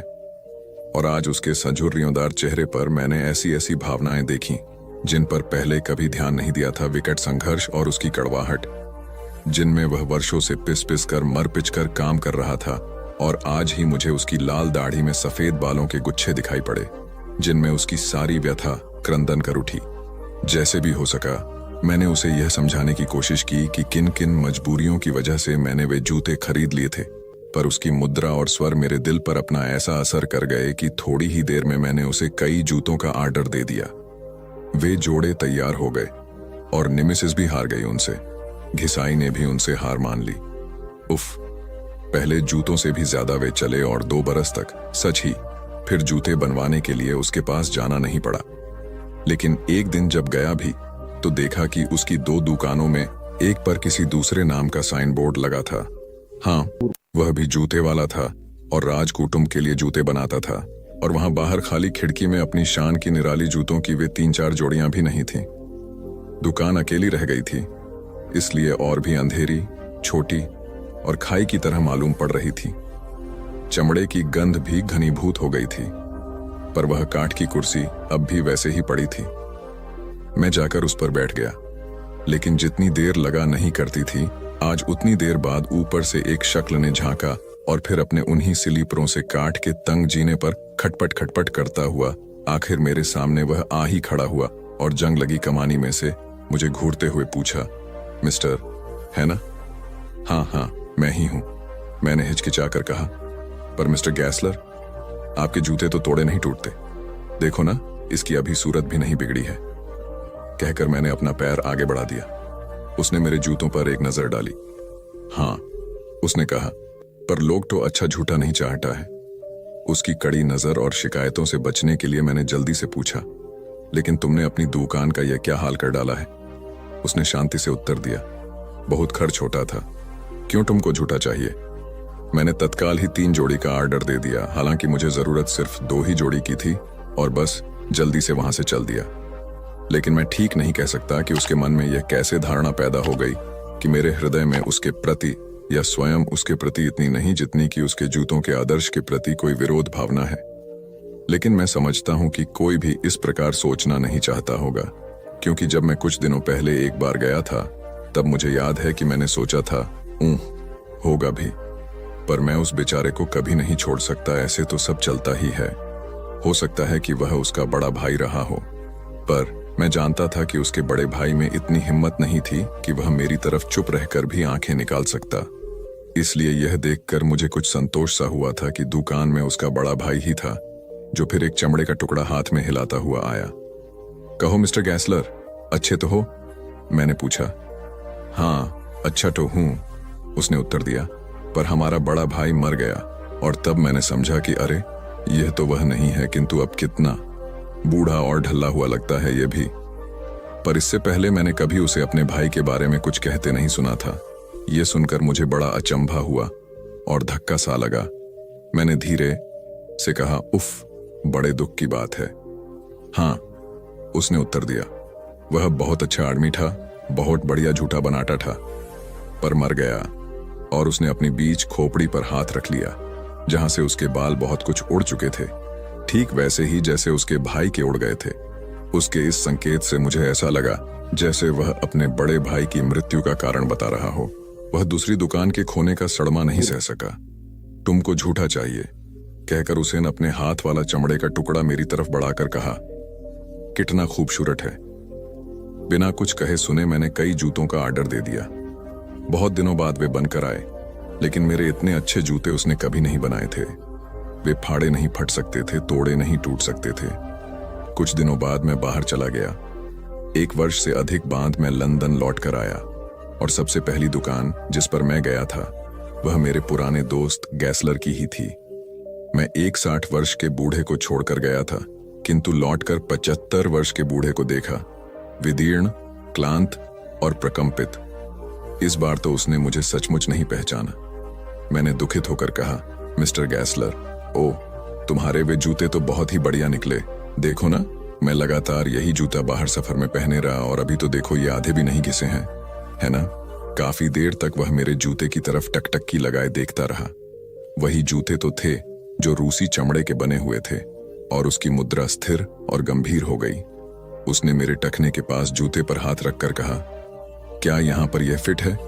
मुझे याद है कि इन्हें बनाने पर हमको बहुत मुसीबत पड़ा था। मैंने विश्वास दिलाया, नहीं नहीं, बिल्कुल फिट है। तुम्हें झूठा चाहिए? हम बहुत जल्दी बना देगा, खाली हाथ बैठा है, कुछ काम नहीं है।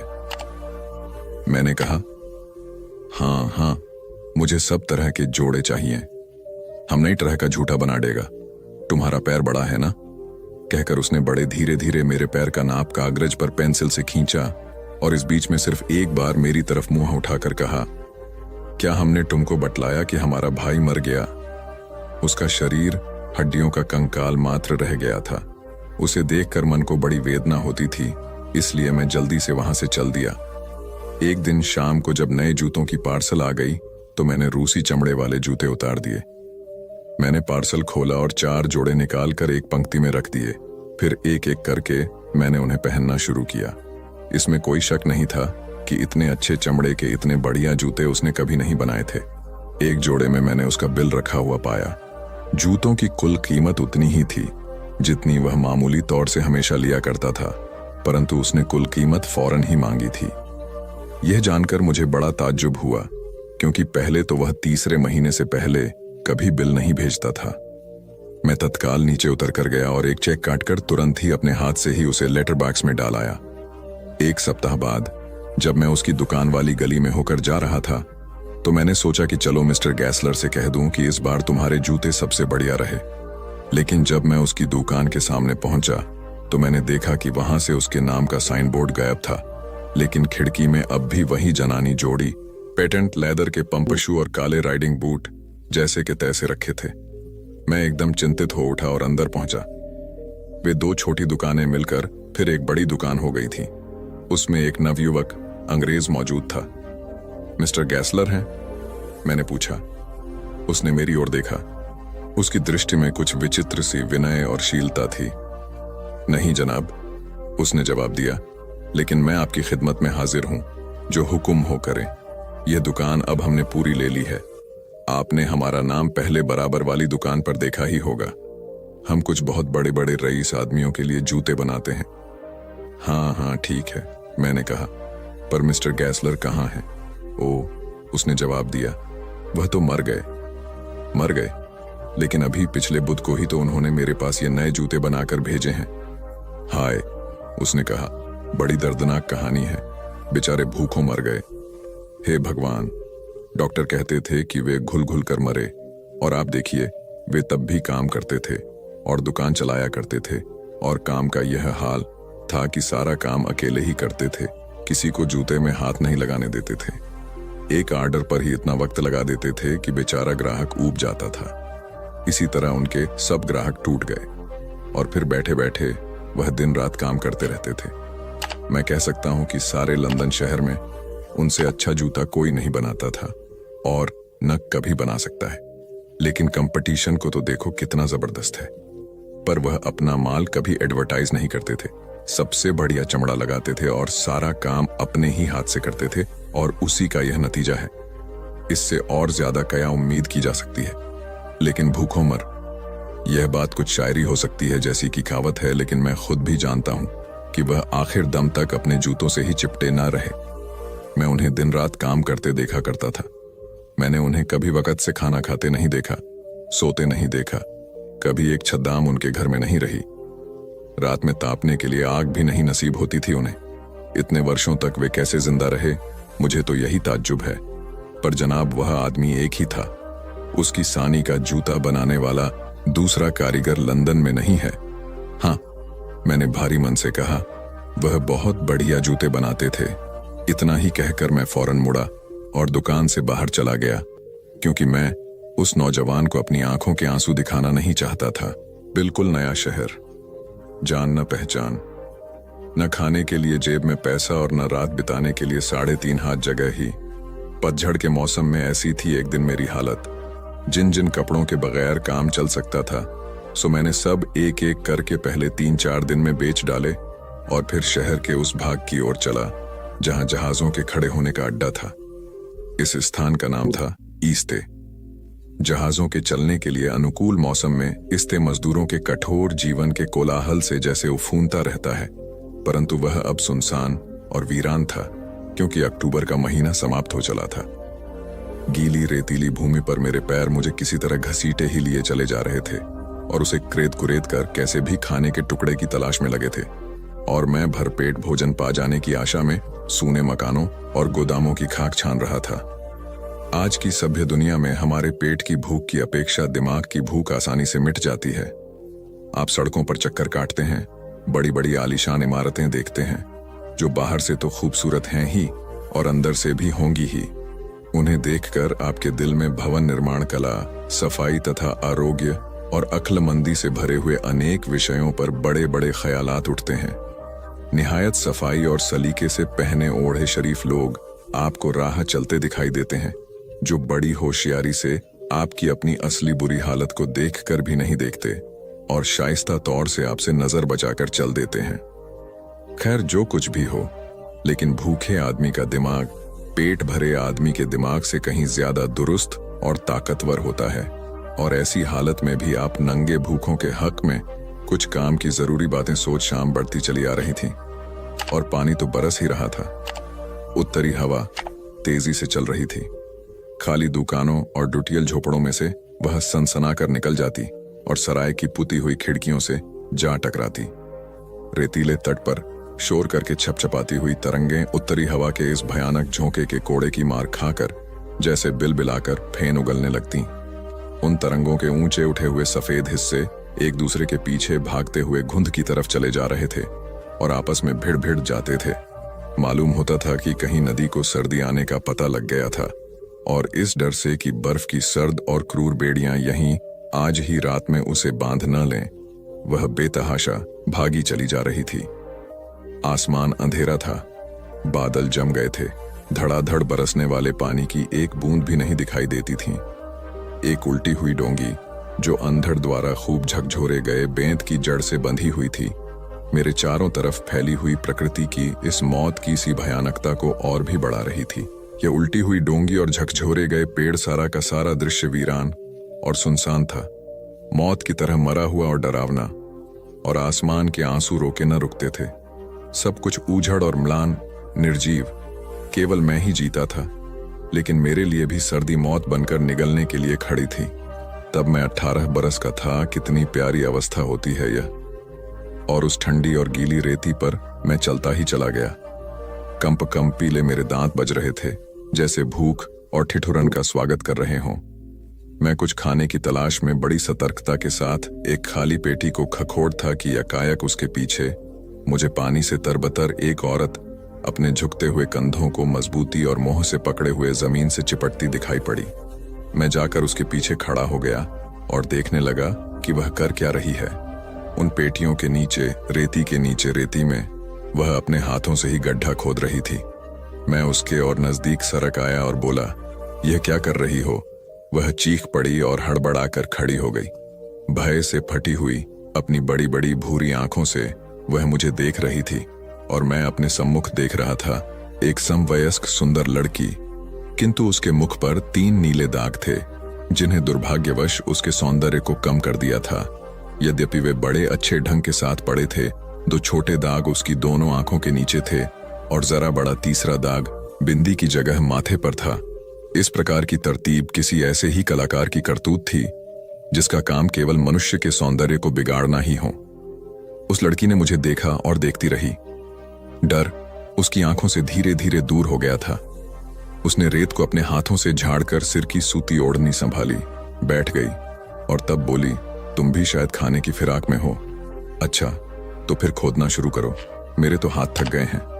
वहां उसने एक और झोपड़ी की तरफ उंगली उठाते हुए कहा, रोटी जरूर होगी और तरकारी भी, उस दुकान में अब भी काम होता है। मैं खोदने लगा। वह जरा देर खड़ी मुझे देखती रही, फिर मेरे पास बैठकर मुझे मदद देने लगी। हम चुपचाप खोदते गए। इस समय मैं नहीं कह सकता कि उस वक्त मैंने जाब्ता फौजदारी, सदाचार, पराया माल और भी बहुत सी इसी किस्म की बातों को, जिन पर अकूलमंद और तजुर्बेकार आदमियों की राय में जिंदगी के हर एक कदम को उठाने से पहले गौर करना चाहिए, जरा भी सोचा विचारा था। सच्चाई के नजदीक से नजदीक रहने की वजह से मैं यह जरूर कहूंगा कि खुदाई करने में मैं इतना व्यस्त था कि मुझे इसके सिवाय कि उस पेटी में नीचे क्या होगा, दुनिया की किसी भी अन्य बात का ध्यान उस वक्त नहीं था। सांझ घनी हो गई और उसके साथ ही खाकी चिपचिपाता और ठंडा कोहरा भी घना होता चला गया। लहरें पहले से कहीं ज्यादा शोर के साथ सरसरा रही थीं। उन पेटियों के ऊपर पानी की धारें ज्यादा जोर के साथ पड़ने लगी थीं और कहीं दूर पर पहरे वाले ने अपना पहरा भी शुरू कर दिया था। बहकती हुई सी उसकी आवाज सुनाई पड़ जाती थी कभी कभी। इसकी तली भी है या नहीं? मेरी सहायिका ने कोमल स्वर में पूछा। मेरी समझ में नहीं आया कि वह किसके विषय में पूछ रही है, इसीलिए मैं चुप रहा। मैं पूछती हूं कि इस पेटी की गहराई की कोई थाह भी है? अगर है तो हम उसे पाने की बेकार कोशिश कर रहे हैं। हम इस तरह से खाई खोद रहे हैं जिसकी तह पर हमें खाली तख्तों के सिवाय शायद और कुछ न मिले। फिर हम उन्हें इतने नीचे घुसकर हटाएंगे कैसे? इससे तो अच्छा यही है कि ताला तोड़ दो। ताला बिल्कुल रही है। औरतों के दिमाग में अच्छे ख्यालात जरा कम उठा करते हैं, परंतु उठा जरूर करते हैं। और मैंने अच्छे ख्यालातों की हमेशा कुद्र की है और जहां तक हो सका है उनको काम में लाने की कोशिश भी। मैंने ताला टटोला और पा लेने पर उसे झटकना शुरू किया। जरा देर में ही वह खुलकर चोट खाए सांप की तरह बिलबिलाता हुआ एक तरफ जा पड़ा। पेटी का चौखूंटा ढक्कन खुल गया। इस पर वह धीमे प्रशंसात्मक स्वर में बोली, तुम तो बिल्कुल पत्थर जैसे हो। आज स्त्री के मुंह से मुझे रत्ती भर तारीफ भी पुरुष की ढेर सारी चापलूसी के मुकाबले में ज्यादा प्यारी लगती है, चाहे वह चापलूसी प्राचीन और अर्वाचीन सभी महान व्याख्यानदाताओं की सम्मिलित कला से भी उत्तम क्यों न हो। लेकिन तब मैं लड़कियों का जरा कम ख्याल करता था, इसीलिए उस वक्त मैंने अपनी साधिन की प्रशंसा पर कोई ध्यान देना तो अलग रहा। प्रत्युत कड़ाई और परेशानी के साथ पूछा, क्या बात है? बड़े मलिन स्वर में उसने हमारी प्राप्ति का ब्यौरा देखना शुरू। 9 टोकरी भर बोतलें मोटी मोटी, एक छतरी, एक लोहे का बर्तन। लेकिन यह सब तो खाए नहीं जा सकते थे, सो मैं रही सही आशा भी खो बैठा था कि वह बड़े ललचाए स्वर में बोल उठी, आहा, मिल गया। क्या? रोटी जरा गली हुई है, लो। एक रोटी मेरे पैरों के पास आकर गिर पड़ी और उसके बाद मेरी साहसी साथिन भी। लेकिन तब तक मैं एक कौर काट चुका था। उससे मेरा मुंह भरा हुआ था और मैं उसे जल्दी जल्दी चबाने की कोशिश कर रहा था। वहीं, लाओ जरा सी मुझे भी दो, और हमें अब यहां ठहरना नहीं चाहिए, लेकिन हम जाएंगे कहां? उसने प्रश्न सूचक दृष्टि से चारों ओर देखा। चारों ओर अंधेरा ही अंधेरा, पानी पानी और डरावरा। देखो, वहां एक उल्टी डोंगी पड़ी है, चलो वहीं चलें। अच्छा तो चलो। और हम लोग चल दिए, अपनी लूट को मुंह भर भर कर जल्दी जल्दी खाते हुए। पानी और भी जोर से बरसने लगा। नदी की गड़गड़ाहट भी बढ़ रही थी। कहीं न कहीं सीटी की एक लंबी, तेज, उपहास सी करती हुई आवाज आती मालूम पड़ रही थी, मानो वह कोई महान व्यक्ति, जिसे ईश्वर कहते हैं और जो किसी से नहीं डरता, समस्त सांसारिक संस्थाओं की, इस पतझड़ की, क्रूर वायु की और हमारी हंसी उड़ा रही हो। और इस सीटी को सुनकर मेरा दिल दर्द से करा उठा, किंतु तब भी मैं लालच से खाए ही चला गया। और इस मामले में मेरे बराबर बाईं तरफ चलती हुई मेरी साथिन लड़की ने पूरी तरह मेरा साथ दिया। नहीं जानता क्यों मैं उससे पूछ बैठा, तुम्हारा नाम क्या है? खूब चबर चबर खाते हुए उसने छोटा सा उत्तर दिया, नाताशा। मैंने उसे तन्मयता से देखा। मेरे अंतर में कड़ी पीड़ा उठी और फिर मैंने अपने सामने और चारों तरफ फैले हुए धुंध में आंखें गड़ा दी। मुझे लगा कि मेरा दुर्भाग्य मुझ पर एक रहस्य भरी, क्रूर और रूखी हंसी हंस रहा है।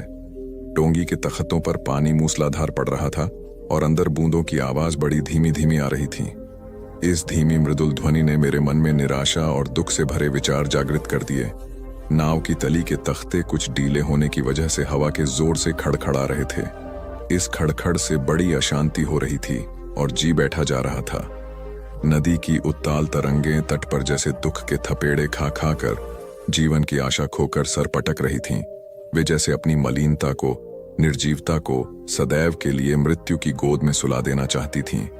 जैसे वे असह्य बोझ से आक्रांत और शिथिल होकर खींच उठी हों और जिससे वे अब छुटकारा पाकर कहीं दूर जाने की प्रबल लालसा कर रही हों। फिर भी उन सब दुखों का, निराशाओं का, आभारों का और मलिनताओं का रोना रोने में उन्हें शांति मिलती थी, सुख मिलता था। यह भी आवाज लहरों की छपछपाहट में मिल गई। डोंगी के ऊपर से एक लंबी सर्द आह आती मालूम हुई। वह अनंत थकित आह, जैसे पृथ्वी ने ग्रीष्म से शरद तक के ऋतु परिवर्तन से आहत और क्रांत होकर खींची हो। फेनिल नदी और उसके सुनसान किनारे पर झंझावात बहता ही रहा अपने मातमी गीत गाते हुए। डोंगी के नीचे हमें कृतई आराम नहीं मिल रहा था। जगह तंग और सीली हुई थी। डोंगी की तली में नन्हे नन्हे सुराखों से पानी टपक रहा था और उन्हीं में से होकर हवा भी ठंडी तीर सी आ रही थी। हम चुपचाप बैठे ठंड से ठिठुर रहे थे। मेरी तबीयत सोने को कर रही थी। नातशा डोगी की दीवार से चिपटकर बैठे रही और गुड़ी मुड़ी होकर गेंद की तरह हो गई। नीले निशानों की वजह से उसकी वे आंखें सूखे हुए मुख पर बहुत बड़ी बड़ी मालूम हो रही थीं। वह हिली न डुली और चुप ही रही। मुझे डर लगने लगा। मेरे जी में आया उससे बोलूं, लेकिन बात किस तरह शुरू करूं ये समझ में नहीं आता था। फिर वही बोली, जीवन कितना भयानक शाप है। उसने एकदम सीधे सीधे कह डाला, लेकिन उसके स्वर में अनमनापन था और था आत्मविश्वास। उसका यह कथन जीवन के प्रति उसकी कोई शिकायत नहीं थी। इन शब्दों में इतनी उपेक्षा थी, इतनी अन्यमनस्कता थी कि वे शिकायत तो कहे ही नहीं जा सकते। शिकायत करने में अपना एक लगाव रहता है। नादशाह की भोली आत्मा ने जैसे समझा, कह डाला और अपने सीधे सादे विचार से जो निष्कर्ष उसने निकाला था वह प्रकट कर दिया। मैंने उसके कथन का विरोध नहीं किया, क्योंकि मुझे डर था। राजा के यहां बुद्ध का जन्म हुआ। पिता ने ज्योतिषियों को बुलाकर भविष्य पूछा। उन्होंने कहा, या तो यह सम्राट होगा और या तो यह साधु होगा। एक तरह से देखा जाए तो सच्चा सम्राट भीतर से साधु ही होता है। जब ज्योतिषियों की भविष्यवाणी राजा ने सुनी तो वे घबरा गए कि मेरा बेटा साधु हो जाए, ऐसा ठीक नहीं होगा। राजा ने पूछा, कोई उपाय बताए, क्योंकि मैं चाहता हूं कि राजा का पुत्र राजा ही बने। ज्योतिषियों ने कहा कि इसका लालन पालन व पूरा जीवन बड़ी सावधानी में बिताना होगा। अर्थात आपका पुत्र सिद्धार्थ कभी किसी बूढ़े व्यक्ति को न देखे, कभी किसी बीमार व्यक्ति को न देखे और कभी किसी मरे हुए व्यक्ति को न देखे। जब तक ऐसा होगा तब तक वे राजा ही बने रहेंगे। अगर ऐसा नहीं हुआ तो वे साधु बन जाएंगे। राजा शुद्धोधन ने अपने पुत्र सिद्धार्थ के लिए बढ़िया से बढ़िया, बड़े बड़े महल, अच्छे से अच्छा भोजन, दास दासियां और खाने पीने के सामान आदि वस्तुओं के ढेर लगा दिए। पिता ने पुत्र को सुख सुविधाओं में इतना उलझा दिया कि उसे बाहर का संसार याद ही नहीं आया। शुद्धोधन ने समझ लिया कि अब इतने सुखों के आगे साधु बनने का प्रश्न ही उपस्थित नहीं होता। वे निश्चित हो गए।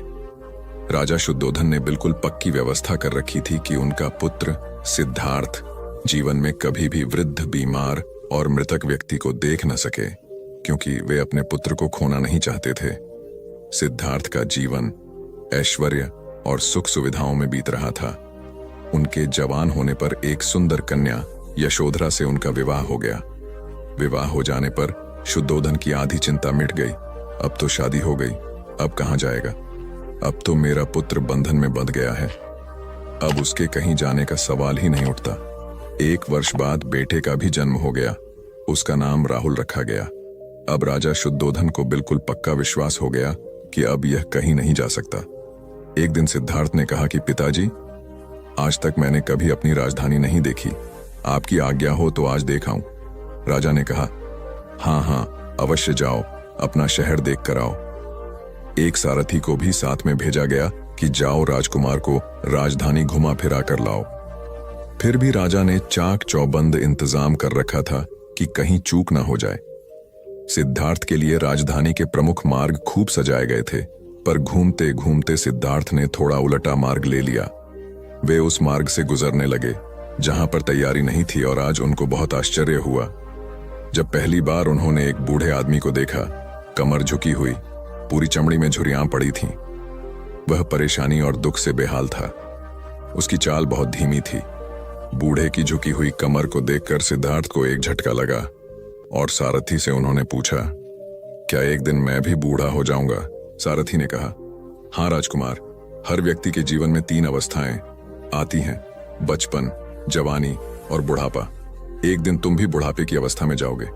हे राजकुमार, यह संसार का नियम है, चाहे गरीब हो या अमीर, सबका शरीर शिथिल अर्थात बूढ़ा होता है। राजकुमार सोच में पड़ गया। सारथी ने रथ को आगे बढ़ाया तो कुछ दूरी पर एक बीमार व्यक्ति मिला जो रोगों से घिरा हुआ था। उस पीड़ित व्यक्ति को देखकर राजकुमार का मन बहुत ही दुखी हुआ। राजकुमार ने पूछा, इसको क्या हुआ है? सारथी ने कहा, यह व्यक्ति बीमार है, इसलिए यह कराह रहा है। इस संसार में दुख और सुख दोनों हैं। यह अपने अपने भाग्य की बात है कि कोई दुखी है और कोई सुखी है। क्या मैं भी कभी बीमार हो सकता हूं? सारथी ने कहा, आप यह विचार अभी छोड़ दें। समय बड़ा बलवान होता है। ये सारी बातें कर्मों पर निर्भर करती हैं। चाहे राजा हो या रंक, सुख दुख सब पर आते हैं। अगर शरीर में कोई रोग आना है तो वह आएगा। ये सब सुनकर राजकुमार सोच में पड़ गया। सारथी ने रथ को कुछ आगे बढ़ाया तो सामने से 4 कंधों के ऊपर एक अर्थी को जाते हुए देखा। राजकुमार ने ऐसा पहली बार देखा था। उसने सारथी से पूछा, यह क्या है? यह आदमी मर गया है, यह मुर्दा है। जो व्यक्ति मर जाता है उसको बांकर श्मशान भूमि में ले जाते हैं, फिर वहां पर उसे जला दिया जाता है। राजकुमार ने कहा, क्या सबको मरना पड़ता है? हाँ, सबको मरना पड़ता है।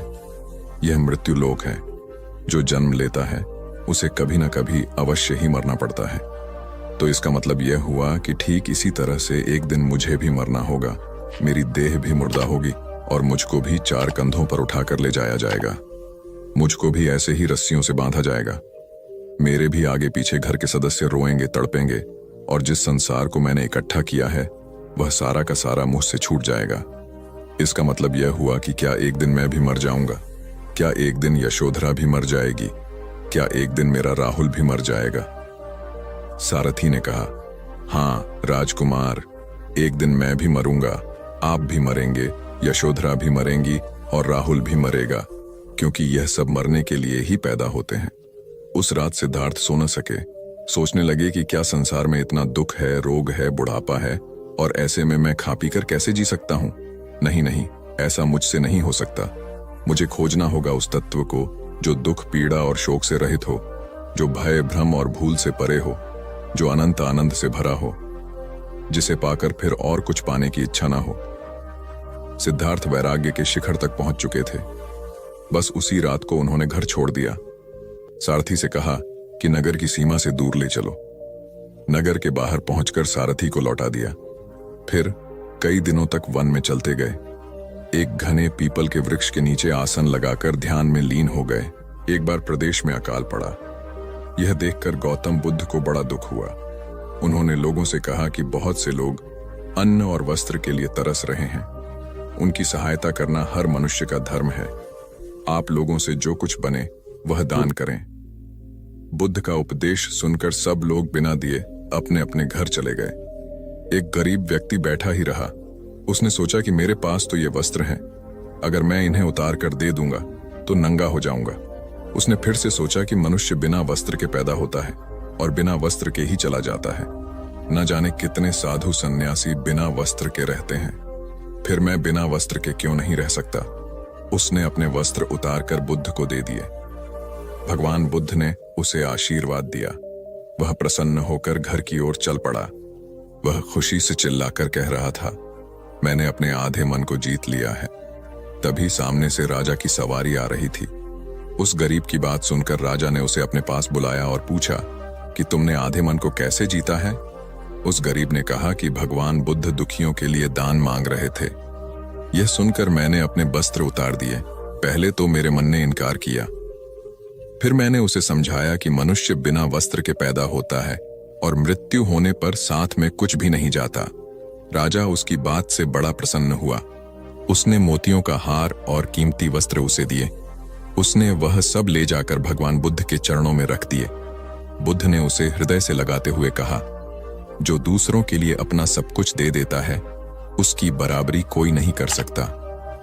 गौतम बुद्ध ने समझाया, जानिए आदमी कैसे अपने ऊपर शासन करना जानता है। एक लड़का बहुत चतुर था। उसने बहुत सी कलाएं सीखी। उसे तीर चलाना आ गया। वह नाव खेने लगा और बढ़िया से बढ़िया मकान बनाना सीख गया। उसके बाद वह घर लौटा। बड़े घमंड से वह लोगों से कहता, इस दुनिया में मेरे मुकाबले का कोई नहीं है, मैं सब कुछ जानता हूं। गौतम बुद्ध ने यह देखा तो सोचा, इसे शिक्षा देनी चाहिए। उन्होंने एक बूढ़े का रूप बनाया और हाथ में भिक्षा पात्र लेकर उसके पास गए। लड़के ने पूछा, तुम कौन हो? बुद्ध ने कहा, मैं अपने मन को वश में रखने वाला एक आदमी हूं। उनकी बात लड़के को समझ में नहीं आई। उसने कहा, आपका मतलब? बुद्ध बोले, कोई आदमी तीर चलाना जानता है, कोई नाव खेना जानता है, कोई घर बनाना जानता है, लेकिन ज्ञानी आदमी अपने ऊपर शासन करना जानता है। लड़का बुद्ध के इतने कहने पर भी कुछ न समझ सका। उनसे फिर पूछा, अपने ऊपर शासन करना क्या होता है? बुद्ध ने कहा, अगर कोई उसकी प्रशंसा करे तो वह खुशी से नहीं फूलता, निंदा करे तो दुखी नहीं होता। इस तरह उसका मन उसके वश में रहता है। ऐसा आदमी किसी चीज या हुनर का अभिमान नहीं करता। बुद्ध की बात का उस लड़के पर ऐसा असर हुआ कि उस दिन से उसने डींग हाँकना बंद कर दिया। एक गांव में एक बूढ़ी औरत रहती थी जिसका नाम सुमित्रा था। वह गांव की सबसे बुद्धिमान और समझदार महिला थी। उसके पास एक बच्चा था जिसका नाम अमित था। अमित को सुमित्रा ने अपने सभी सिखाया था। उसने अमित को सच्चाई और न्याय की महत्वाकांक्षा दी थी। एक दिन अमित ने अपनी मां से पूछा, मां, क्या हम भी अमर हो सकते हैं? सुमित्रा ने मुस्कुराते हुए उत्तर दिया, हाँ अमित, हम सभी में अमरता का बीज होता है, लेकिन अमरता पाने के लिए हमें सच्चाई, ईमानदारी और परिश्रम की आवश्यकता होती है। अमित ने सोचा, मैं किसी ऐसे काम में लगूंगा जिससे मैं अमर बन सकूं। फिर अमित ने गांव में आयोजित स्वच्छता अभियान में भाग लिया। वह बच्चों के साथ मिलकर पेड़ पौधों की सफाई करने में सक्रिय रहा। उसने अपने गांव को स्वच्छ और हरित बनाने का संकल्प किया। अमित ने बच्चों को पेड़ लगाने के लिए प्रेरित किया और उन्हें पेड़ों की देखभाल करने के लिए सिखाया। अमित की इस क्रियाशीलता ने गांव वालों को प्रेरित किया और उन्हें अमरता की भावना समझ आई। उन्होंने भी अपने गांव को स्वच्छ और हरित बनाने का संकल्प किया। समय के साथ अमित और उसके साथी ने अपने गांव को स्वच्छ और हरित बनाया। गांव के हर कोने में हरियाली फैल गई और पेड़ पौधे उग आए। अमित ने अपनी सफलता को अपने मां के साथ बांटी और कहा, मां, हम दोनों ने मिलकर अमरता की पहली शर्त पूरी की है। हमने सच्चाई, ईमानदारी और परिश्रम से गांव को स्वच्छ और हरित बनाया है। सुमित्रा ने अपने बेटे को प्यार से गले लगाया और कहा, बेटा, यही अमरता है। सच्चाई, ईमानदारी और परिश्रम से ही हम अमर हो सकते हैं। एक समय की बात है, महान आत्मज्ञानी और धर्मगुरु गौतम बुद्ध गाया के निकट वन में ध्यान और तपस्या कर रहे थे। उनके शिष्यों ने भी उनके साथ रहकर उनसे धर्म ज्ञान प्राप्त करना था। एक दिन एक युवक गाया के पास आया और उनसे धर्म ज्ञान के बारे में पूछा। गौतम बुद्ध ने उसके प्रश्न को ध्यान से सुना और फिर उसे एक छोटी सी कहानी सुनाई। एक बार एक गांव में एक गरीब व्यक्ति ने बहुत संघर्ष के बाद एक बड़ी धन संपदा प्राप्त की। उसने यह सोचकर कि अब उसकी सभी समस्याएं समाप्त हो जाएंगी, लेकिन वास्तविकता में उसकी खुशी और शांति कहीं गायब थी। उसने अपने संबंधियों से अपनी समस्या का समाधान चाहा, लेकिन किसी ने भी उसे संतोष और आनंद का सही मार्ग नहीं बताया। वह अकेले में चिंताजनित होकर बैठ गया और उसने आखिरकार गौतम बुद्ध के पास जाकर अपनी समस्या बताई। गौतम बुद्ध ने मुस्कुराते हुए उसे ध्यान में बैठने को कहा। उन्होंने उसे सम्मान और सच्चाई के मार्ग का उपदेश दिया और उसे समस्या का समाधान खुद ही ढूंढने की प्रेरणा दी। उसके बाद युवक ने ध्यान और तपस्या का मार्ग अपनाया और उसने आत्मज्ञान की प्राप्ति की। उसने समझा कि सच्चे सुख और आनंद केवल अंतर्निहित हैं, जो विश्वास और आत्म परिश्रम से प्राप्त किए जा सकते हैं।